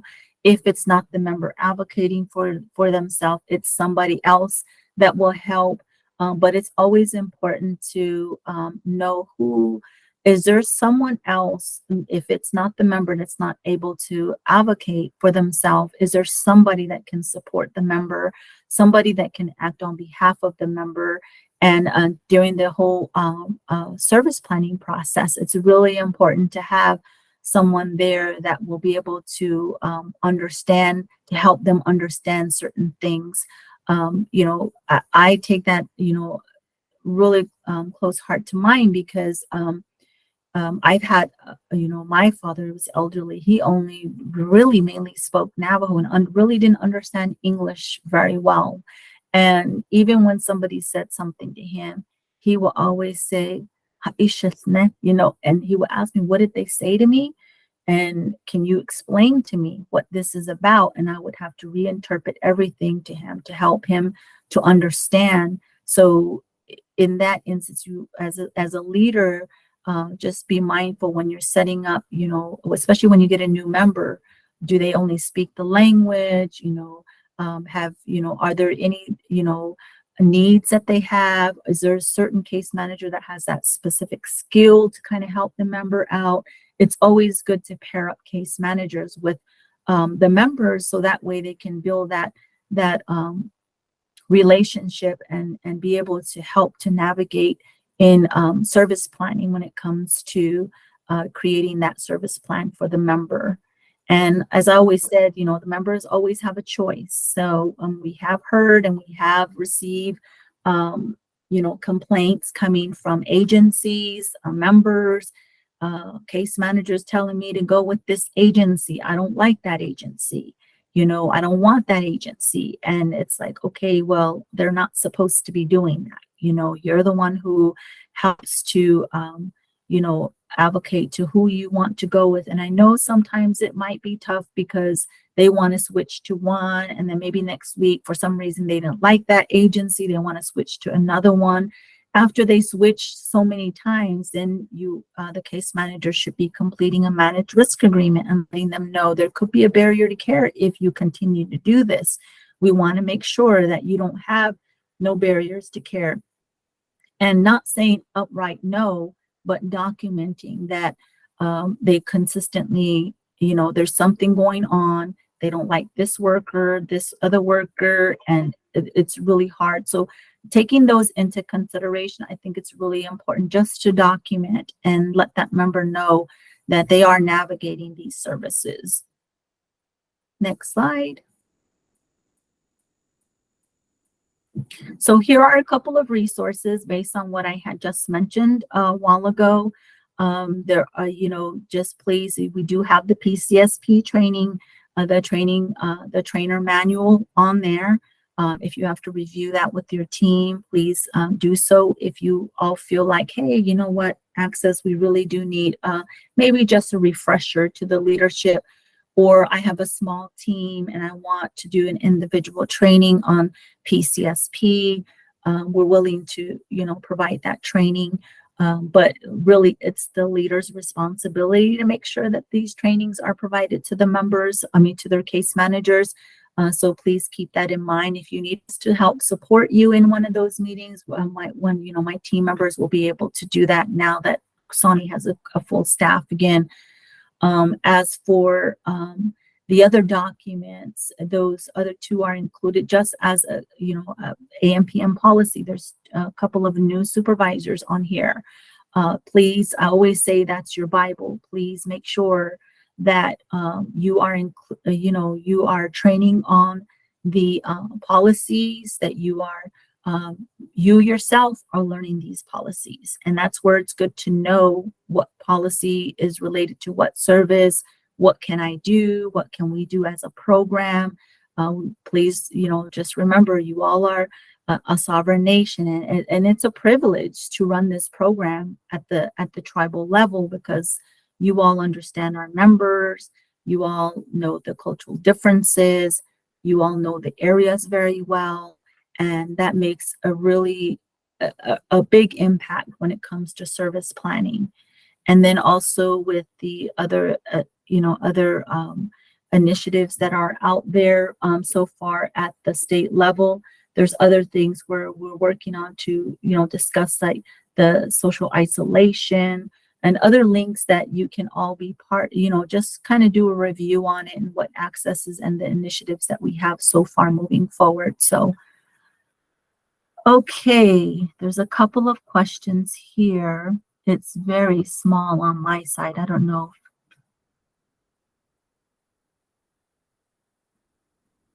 Okay, EBBUs, presence of positions that direct care workers remain in the home. Most home cares are not allowing services in the community, accessibility to keep services in the home.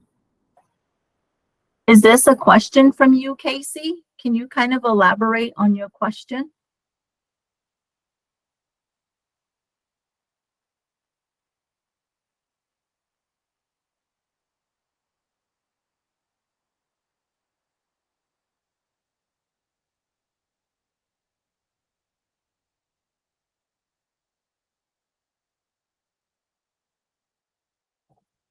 Maybe you can, I think this is Casey. Casey, if you could just send me an email regarding that. Okay, yeah, maybe we can talk about this offline, Casey. So they should be allowing the members to be able to integrate into the community and help to assist with that. But there's, I just need to get a little summary of what's going on with that, so that way I can provide a little bit more information. And for Lakeisha, as for clarification on the med list, any medication that the member is taking should all be listed on that med list, because on that med list, it does talk about frequency. How often does the member have to take this medication, and what are the side effects? Because with the cases, it could, with the one case that I had reviewed, member kept going to the ER, and they were running out of medication. It sounds like the family was observing that, and it was communicated to the case manager. There was no follow-up on that piece of it. So looking at the med list, what kind of medication are they taking, how often they're taking it, having to ask those questions really does help. Okay, do I need to provide a little bit more guidance, assistance, or do I need to fill out a risk form and provide that education? Because if it's documented somewhere that somebody's telling the case manager this, and we go back to the med list and it's blank, it's like, okay, who reviewed this with the member? It sounds like there's a concern here. So as long as it's on the PCSP, that's good. And those, okay. And even if it is from the facility, it needs to be reviewed by the case manager. The case manager does need to review that with the member. Okay, it looks like Christina also has her hand up. Go ahead, Christina. Christina and then Frida. If you're on mute, you can take yourself off mute. Hello? Good We morning. can hear you. Okay. I have a question on the decision tree and how the PCSP is run by the member. We had a situation where it was found out that a DCW agency was the healthcare decision maker for a member, and this caused a lot of issues with the case manager and her established rapport with this member. So the member wasn't satisfied with the agency in the services that they were providing. So the case manager provided a list of other agencies that the member could go to. However, it caused a ruckus because the agency stated that they're the healthcare decision maker for this member. So the case manager talked to the family about that and how it was a conflict of interest because this agency was trying to keep the member with their agency rather than going to a different agency. So in situations like that, would we need to elaborate on that on the managed risk agreement, stating that it's conflict of interest for this agency to be the representative for this member isn't happy with the services that are provided, they're trying to switch over to a different agency. However, the agency intervened and kept the member with their specific agency. Does that make sense? Yes, that's a really good question. So this has happened many, many times. So in that particular case, you should be reporting it to us because the agency should not be the healthcare decision maker. The member, we do need to, we can assist. We can, if the member is saying, no, I still want this person to be my healthcare decision maker, we need to reach out to the agency and let them know you cannot do that. Somebody needs to be the healthcare decision maker for this member on behalf of the member because, you know, it's really a conflict of interest right there. Yeah, the case manager went out. She talked to the family and she found out there was a POA established with a different family member. So he just disregarded what that agency was saying, no, we have legal documentation that here. But upon further review, there's more members in that particular community where agency is assigned the health decision maker for some of the members of the community. So Yeah. I'll probably send you information on that in a separate email. Yes, that would be perfect because we do need to educate those agencies and let them know they cannot be the healthcare decision maker for these members because it definitely is a conflict of interest there. Okay. Thank you for bringing that to our attention, and I'll await on that email that you're going to send me. Go ahead, Frida. You have the floor. Hi, good afternoon, everyone. Good to be here. This is my first quarterly meeting. Nyana let me know that there was a meeting today, so decided to jump on. So thank you for allowing me to participate and listen in on your activities today. I do have a question in regard to the PCSP, and I completely agree with you. The cutting and pasting thing should not be allowed. But I do have a comment in regard to some of the sections in the PCSP where some of the information will be redundant, like place of birth, their employment history, maybe their routine, what time they wake up, kind of how they move through the day.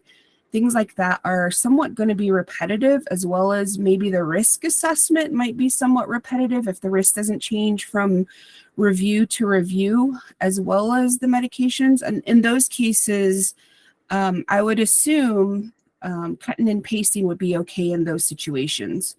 That was the only question I had. Thank you. That's a really good question.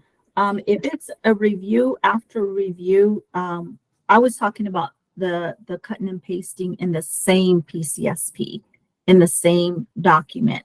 There's on different pages, there's different topics. Like I'm looking at one, page 15, that's about paid support. If you look at that page, it really does kind of look, I'm sure you don't get to that level, but I'm just making that as an example. It really does talk about the different paid supports and different questions related to paid support and where the member gets their support from. So in those instances, there are questions that have to be answered a little bit different. And it's like, oh, member likes where they're at. Member likes where they live at. That's the comment on one page. And then you see it on the next page. Member likes where they're living at. It's like, okay, that didn't have, this question does not have to do with, does a member still like where they're living at? It's different, another different question. And so it was pretty much laid out just to kind of bring you up to some background knowledge of the PCSP. All tribes participated in this PCSP planning. When we developed the PCSP, everyone had their input in it. They did acknowledge the work group who was working on that, brought the team to the table and discuss how will this work, how will this impact. So if there is a question that you feel it is repetitive, then just let me know. The part that I was talking about was, of course, the member ID and date of birth is always going to be the same. Just in case one of the page was lost, you would know which assessment it went to. And that's how you could see on the top, the member information is always still the same. But throughout the pages, questions are a little bit different. And depending on what that specific question is or what that topic that they're going to discuss is always different on each page. Yeah, and like Sonny said, what I mentioned was it's on one assessment. If you take one assessment and you're seeing that, the comments are the same, yeah, we just want to make sure that, you're not just, the case manager is not copying and pasting, and really just answer those questions per page a different way. Thank you, Rachel, for your explanation. I come from the DDD ALTCS side of things, so this PCSP is very similar to what we have and what we do on our end. So I just wanted to get some clarifications for how you guys are doing it on your side. So thank you for your explanation. Yeah. Oh, you're welcome. Yeah, well, we work with DDD population also. So we work with the work group, and they were part of all of this planning for the PCSP. So it does align, like you said, and it's good to know that we have someone here that you sound very new to the program, but you are aware of the PCSP. As we all know, it used to be 6 pages. Now it's over 26 pages. It's a lot, but we do get a lot of information on the members when we do talk them through the PCSP. So hopefully that helps. And like I said, this meeting is not the review, the operational review is not a slap on the hand. You guys are doing bad. Please don't ever see it that way. We're always here to provide as much help as we can to you all, and be there to support you all. And when a barrier comes up, if you don't understand something, please reach out and we can help you through it, walk you through it. That's what my team is here for. We're not here to punish anyone. So please remember that. We're always here to provide that support, because you have to remember, unlike the MCOs, we don't have contracts with the tribes. We have an intergovernmental agreement. So that means there's many stakeholders in this. You know, there's the member, it starts with the member. You know, if it wasn't for the member, we wouldn't all have a job. Then we have, you know, the long-term care program at the state level, how it was developed. And then we branch out to the tribes to say, you know your community members, you know what your members need. So do you want to, you know, have this IGA? You know what to do with the program and how to meet the needs of your members in those communities. So it's presented to the tribes, and most of the tribes here that are being presented are the ones the leadership said, we want to take ownership of our own people. We want to service our own members. We know the dynamics. We know the cultural differences and the barriers. Give it to us. We want to be able to provide to our service members ourselves, you know, so that's a big privilege that was given to the programs, and a lot of the program leadership now, everyone in here has really been so dedicated and brought so much to the table. And there has been so much changes over the past few years, and these changes wouldn't be happening if it wasn't for the team. So I appreciate everyone's help. I know we do have a presenter that's ready to present. I don't want to hold that up. So if there's any other questions, please send over an email to me, and I'll be glad to answer your questions. Thank you. Thank you so much, That was Rachel. great. Yeah, thank you so much. And lastly, I just, you know, from all of us from Tribal ALTCS, Beatrice, your dedication is inspiring, and it is evident that you genuinely care about your work and the people you had served. You surely will be missed. Definitely. Thank you again, Asquali. Of course.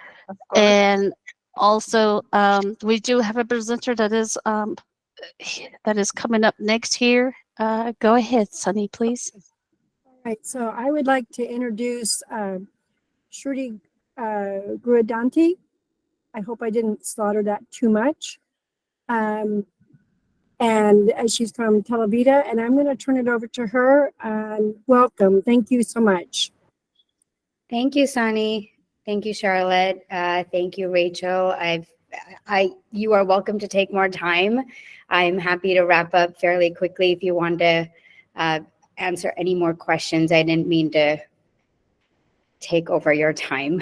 No, you're fine. You're right on time. Okay. Perfect. Perfect. Thank you. Sunny, is it possible for me to share my screen, please? Yes, I think that would be fine. Go ahead, Okay. Charlie, stop presenting, and then we'll let her present. Thank you.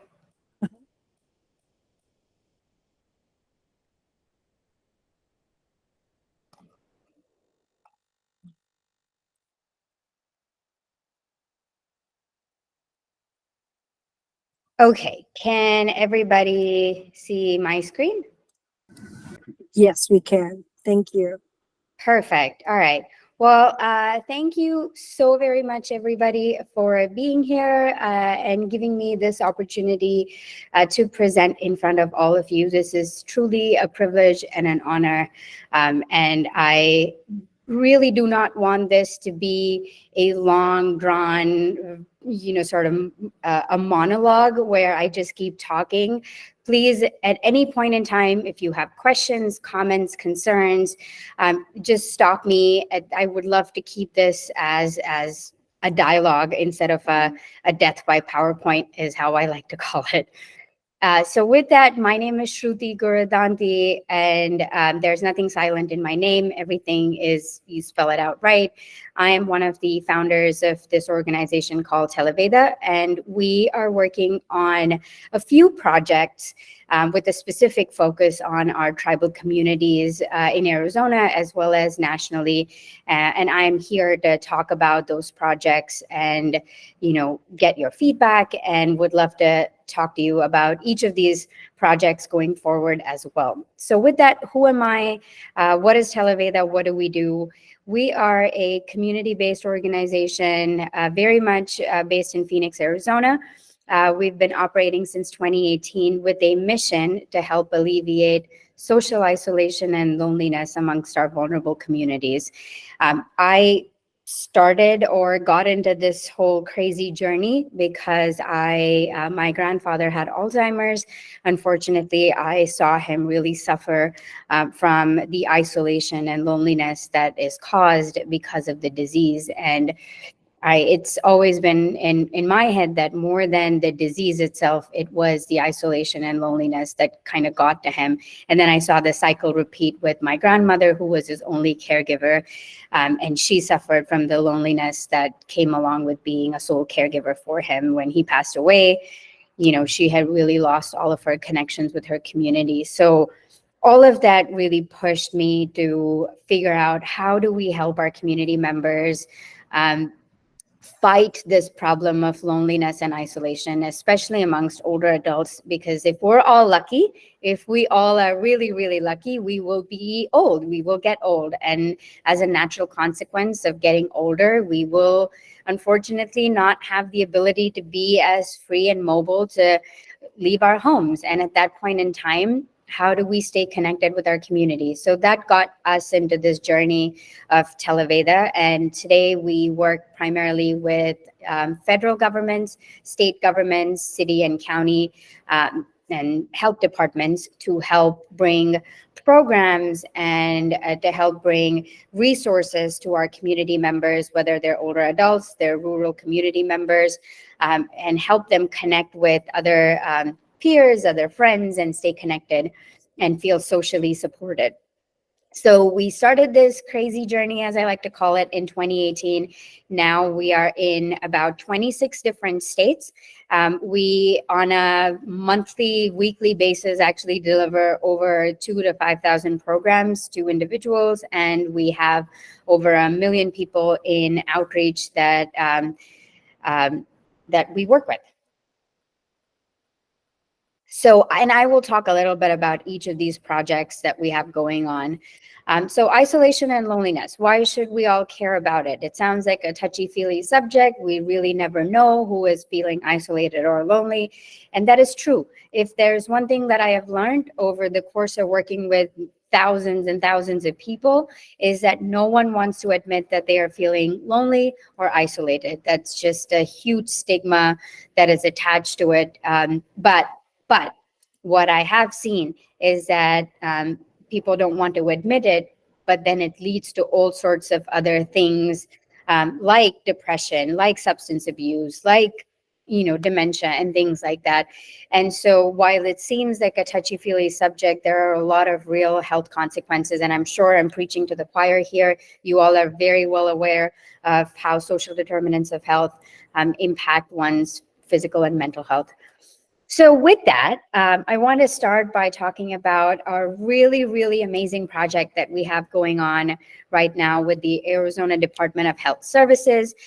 We have been working with other access plans and getting the word out about this amazing opportunity. So I'm really hoping that this would be a great segue for us to again further the goals of this project. So connecting Arizonans and fostering community.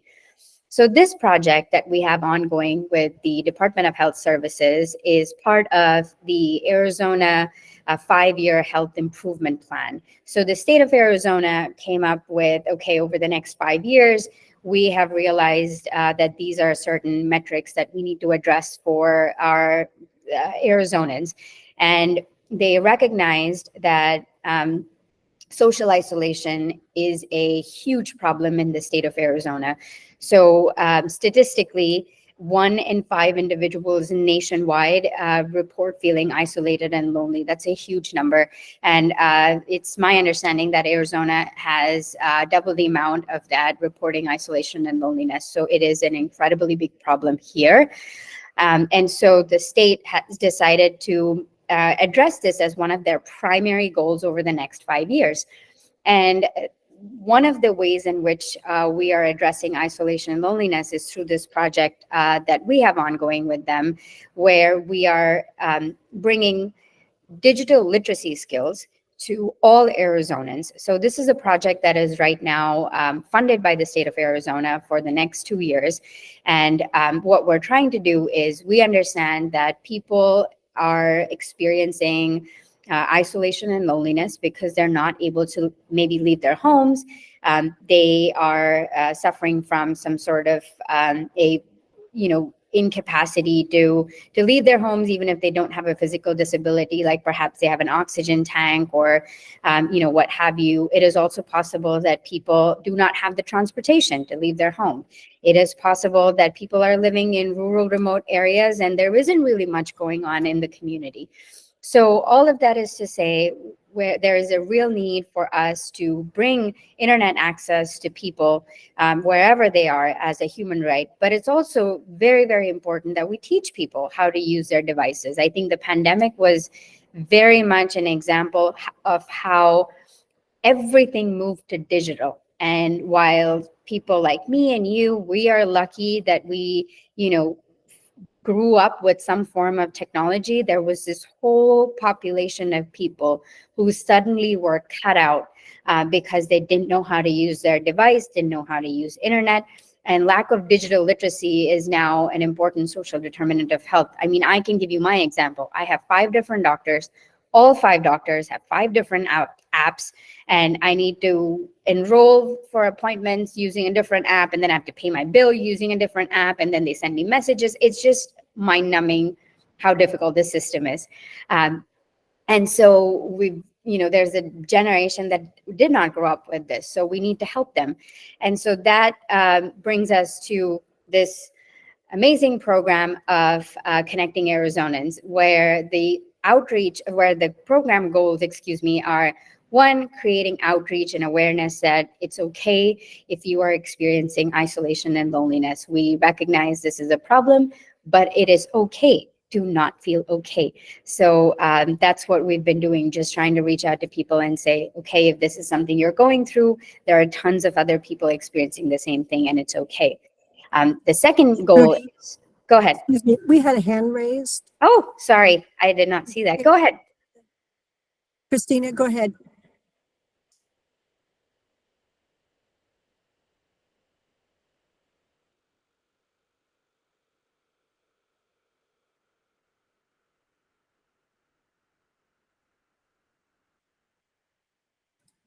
Okay, maybe she will put it in the chat. Okay, sure. Okay, thank you. Of course. Okay, so going back to second goal of the project is bridging the digital divide. So once we tell people that, it is okay if you are feeling any of these feelings. Second is to connect them with digital tools. And so teach them how to use their devices. And lastly, as part of this program, we are connecting folks to micro communities of other people that share similar interests. So if you remember when I started, I said, nobody wants to acknowledge that they're isolated or lonely. It's just, there's a huge stigma around that. But if you ask people, hey, do you want to go do a bingo event? Or, hey, do you want to try this, low impact fitness class? More likely than not, you will have people say, yeah, sure, that sounds great. And I would love to try something like that. And so once we find out what their interest is, we connect them to another micro community of people who share the same interests. So an art class, a yoga class, or something like that. And it's been our experience that once they get connected to our micro communities, they find their tribe of people and tend to stick around and come back month over month or week over week to engage with that community. So all of this that I spoke about, just so you have a sense of how important this issue is, CMS has come up with a new guideline and a rule, which I believe they have made effective as of January 1, 2024, that all MA plans have to now have a digital assessment tool. So they have to really screen all their members for digital literacy before they start telling people to use telehealth. And based on the assessment, MA plans now have to teach people how to use their devices, and it has to be culturally sensitive. So it has to be in Spanish if it's a Spanish-speaking population, and so on and so forth. So I share that only because that shows you where CMS's head is at and how important this issue is. If they're starting with MA plans, this is absolutely going to come down. for all other plans as well. So how can anyone access this amazing free resource that the state has made available? I'm happy to share this flyer after this meeting, but all they really have to do is give us a phone call on this 833 phone number, and we will teach them very patiently and calmly of how to use their device. If I can share one thing very proudly, it is that my team knows exactly how to work with folks who have less technology skills, and we've spent sometimes over 3 hours trying to teach people patiently how to use their device. And once we teach them how to use their skills, how to use their device, then we connect them to that micro community of people based on their interest on the platform. And one thing to flag is the state right now is only providing this service in English, but we are really hoping that going forward, they will expand this to other languages as well. So here's an example of some of the micro communities that are available. We have exercise, chair yoga, musical bingo, watercolors class, Zumba. I know Zumba is super popular. And the comments that we receive from people all the time are really, really incredible. I know in our Zen Tango class, we have people who say that they had never thought that they could, put a pen to a paper to do anything, but now they feel calm and relaxed, and that this is their 1 hour of Zen that they can experience. I do want to flag that this program is available for all Arizonans, regardless of where they live.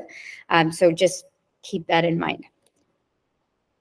Okay, so success to date. We started this program in February of 2023, so this year, and just in a few short months, we've impacted over 4,700 plus lives. That's a huge number of people in Arizona, and so there is a huge need, and there is a lot more work to be done.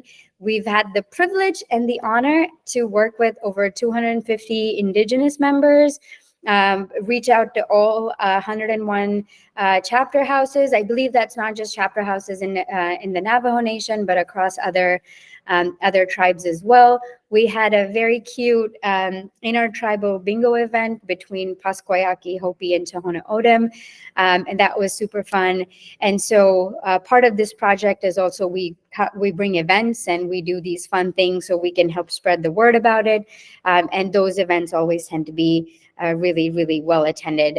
One of the programs that was well received is we did a compassion fatigue workshop, and for all the caregivers out in the community and even case managers, there is something to be said when if you fly, they will tell you that first wear the oxygen mask and then give it to anybody else. And I think for caregivers, case managers, public health officials, it is important that you take care of yourself. And this compassion fatigue workshop was very successful for all of those reasons.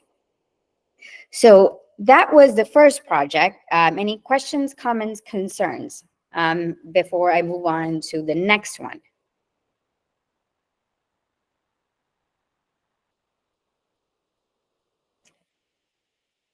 Okay, all right. So the second project that we have going on is with the Arizona Department of Veteran Services called Roger That. And this project is focused on Arizona veterans and Arizona veterans in all 22 tribal communities in the state of Arizona. So a pretty big barrier that the Department of Veteran Services has identified is that we still have, unfortunately, a lot of our Indigenous veterans who are not connected to veteran resources, and they also suffer from loneliness and isolation. And so one of the big challenges and reason for the disconnect is that a lot of these communities do not have access to tablets, and they do not have access to devices, and they don't have access to internet. just by way of an example, we've had some, tribal offices, tribal veteran officers who've had to drive miles to go to an individual's home, almost to the U.S.-Mexico border, get the documents from them in order to enroll them in benefits, drive back to their office, scan, print, sign them up, and then drive back all the way to the border again to deliver their documents back to them. So it's been an absolute challenge trying to enroll our veterans into veteran services. And so to combat that, we are working with the Arizona Department of Veteran Services on the Roger That project, where we are delivering one mobile kit, which is comprised of an internet-enabled tablet, laptop, printer, scanner, and it is connected. When I say internet-enabled, it is connected to the internet and it is mobile. So we provide this one kit, and I'll show you a photograph of how it looks. So if you look at this on the right, this is how this kit looks. It's just like, a travel bag. And in this kit, you have your devices, the scanner, and everything.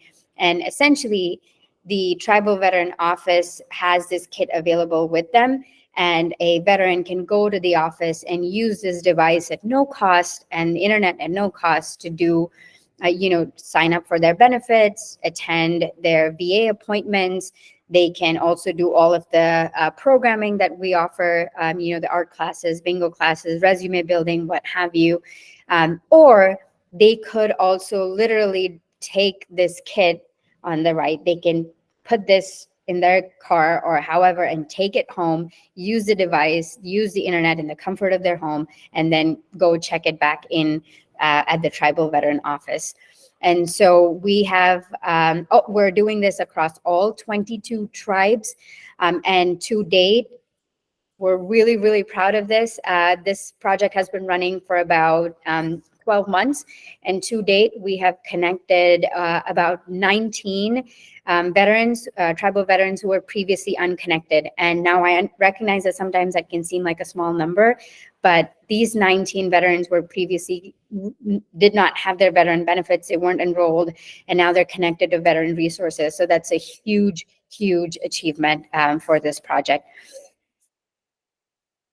So what does all of this mean? The device kit is available at the local veteran service office, and all they have to do is go and say, hey, we would love to use the Roger That devices, and the local veteran service office will give them the device or bring it to them, whatever is most convenient.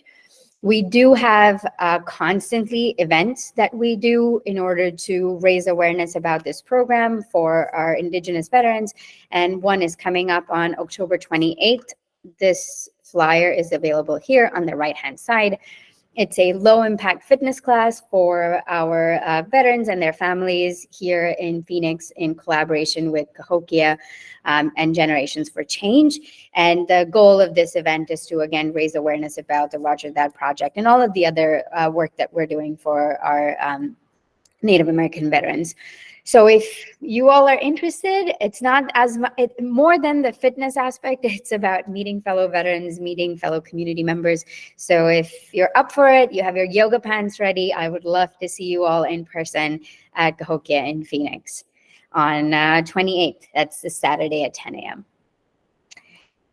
So what have we done so far? We have activated 3 tribal veteran offices so far: Pascoyaki, Tohono O'odham, and the Hopi tribe.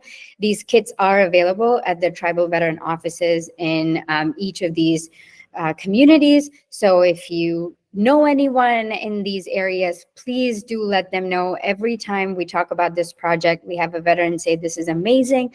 I don't have to drive to the VA 50 miles to Prescott or Flagstaff or Phoenix. Oh my God, this is amazing. So please do let them know, because it is available for them, again, at no cost. Between now and October 2024, we are going to be delivering and activating these 5 tribes: Gila River, White Mountain Apache tribe, San Carlos Apache tribe, Navajo Nation, and Havasu Pai tribe. Now, some of these, like Havasu Pai, White Mountain Apache, we will be giving them access to Starlink so that they have coverage all across the reservation because cellular has been a challenge for them. And so all that is to say that we're working very hard to bring the best broadband, the best satellite internet possible in these communities so that no one ever has to feel that they don't have access to digital literacy or to device or internet.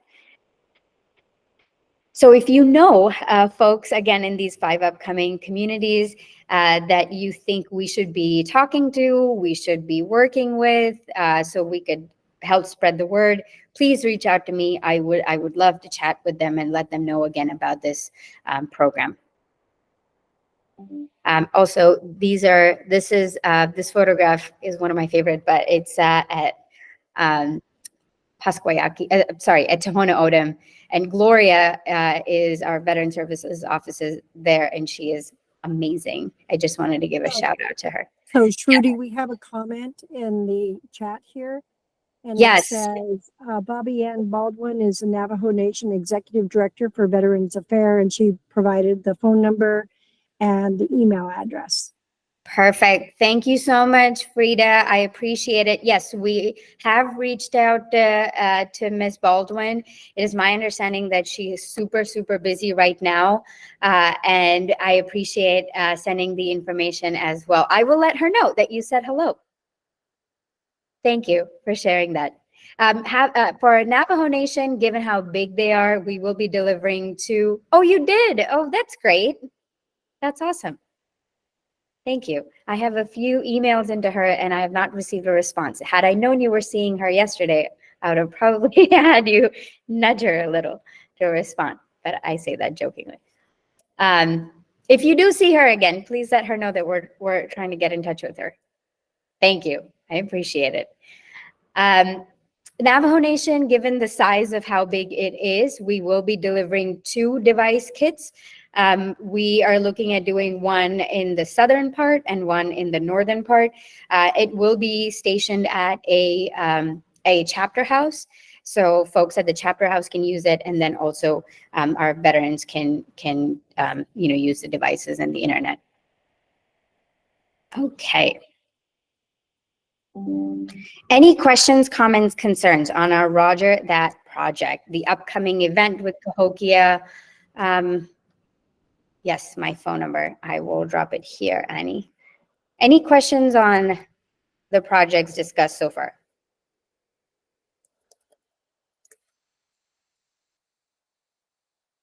You know which chapters it will be placed at on the Navajo Nation. So we have discretion to decide that. We are, again, like I said, we're looking at the south and the north part of it at the moment. So likely in the south, we are likely going to be looking at the Tisto chapter house.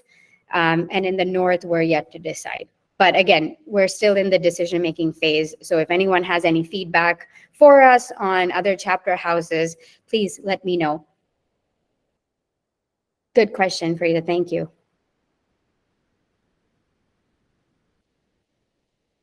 Any other questions on our Roger That project? I love the name, Roger That. Just it was given to us by the Tribal Liaison Officer at Arizona Department of Veteran Services, Jerry, if anyone knows her.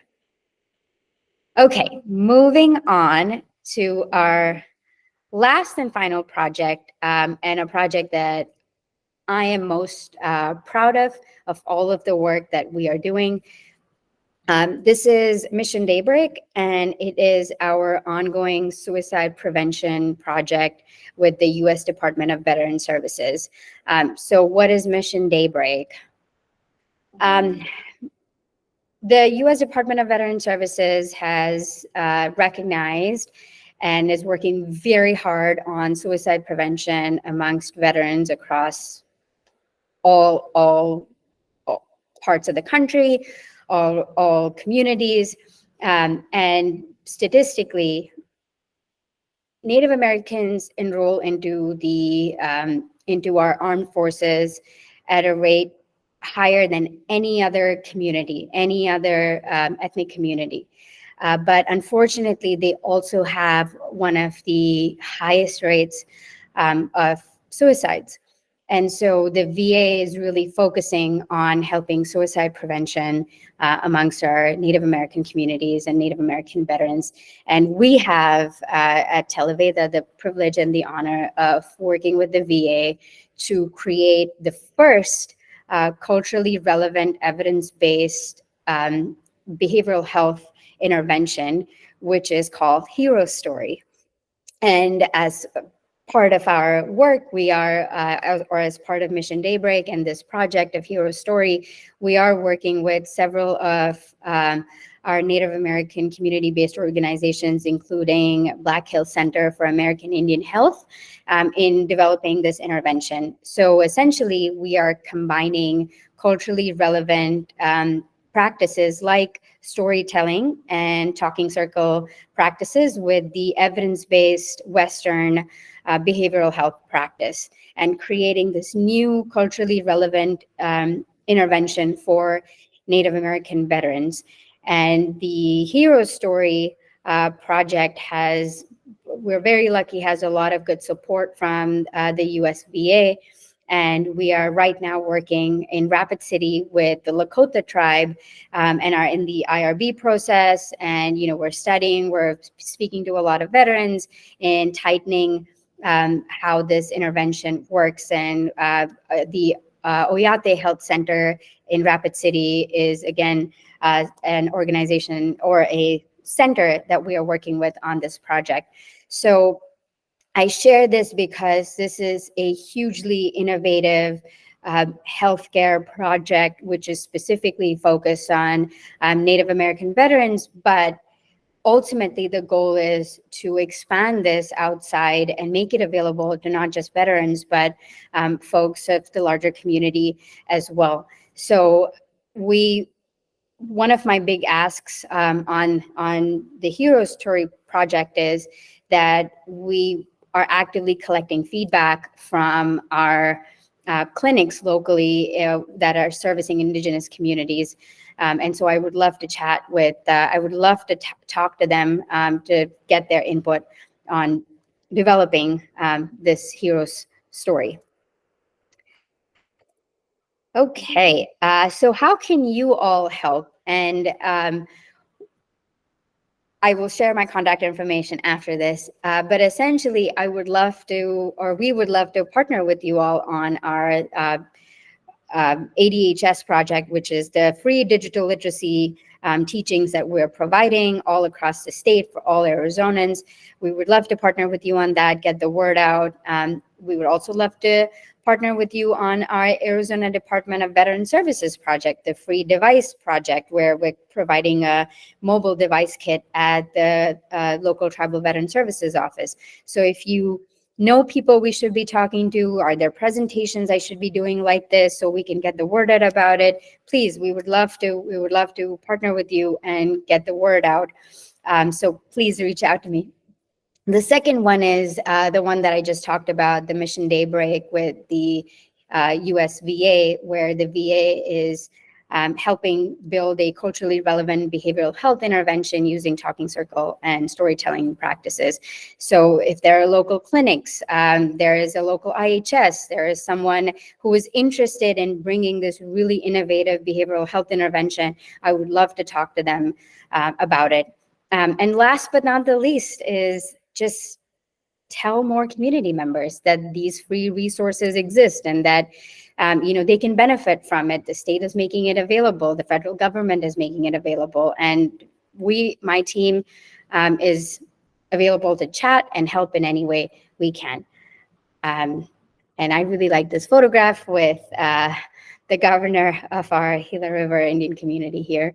But yeah, that's a little bit about me and the projects we're doing. But as I say, that's my show. And that's all I have. So thank you for listening to me. Thank you so much, Rudy. That was really, really good. Better than what I had seen before. And I think you had given a real brief one before in the one that I had seen. I'm so glad you came here. I think this will be really good for our tribal members. And I see in the chats, people obviously very interested in getting this for our members. So thank you so much for being here. And if we have any other questions, we'll have them direct them to you if they have specific questions. But thank you so much for coming. Yeah, absolutely. Thank you for giving me the opportunity, and thank you for sharing that feedback, Sonny.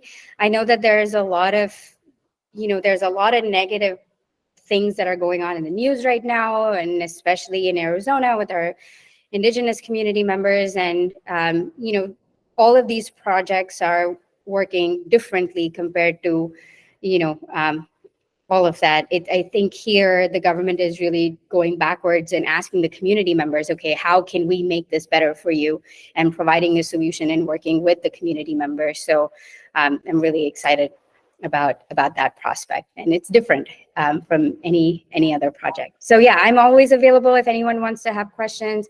Annie, I will send, if you don't mind emailing me, and I will drop my email in the chat as well. I can send over flyers, and would love to connect. Yeah, Trudy, thank you. And I think some of us will try to come to that event on Saturday. I would love to Perfect. see, and yeah, I would love to see that. So I'll try to get over there if I can. You said 10 o'clock. Yes, at Okay. Cahokia. Okay, thank you so much. All right, thank you. Perfect. Have a good day. You too. Okay, thank you. As we are ending our fourth quarterly meeting here, again, Televita is a virtual wellness organization that, as you saw, offers a variety of programs and classes, including yoga, meditation, fitness, nutrition, mental health services, and support. They aim to make these services accessible to all, using technology and personalized care to create a comprehensive and well-rounded wellness experience for our members, and maybe just not our members, maybe also for us also. So again, if there's any contact information that you need, go ahead and email any one of us if you need that. This particular PowerPoint will be on the website here soon, and we will let you know. And Rachel here will go ahead and close out our meeting. Thank you.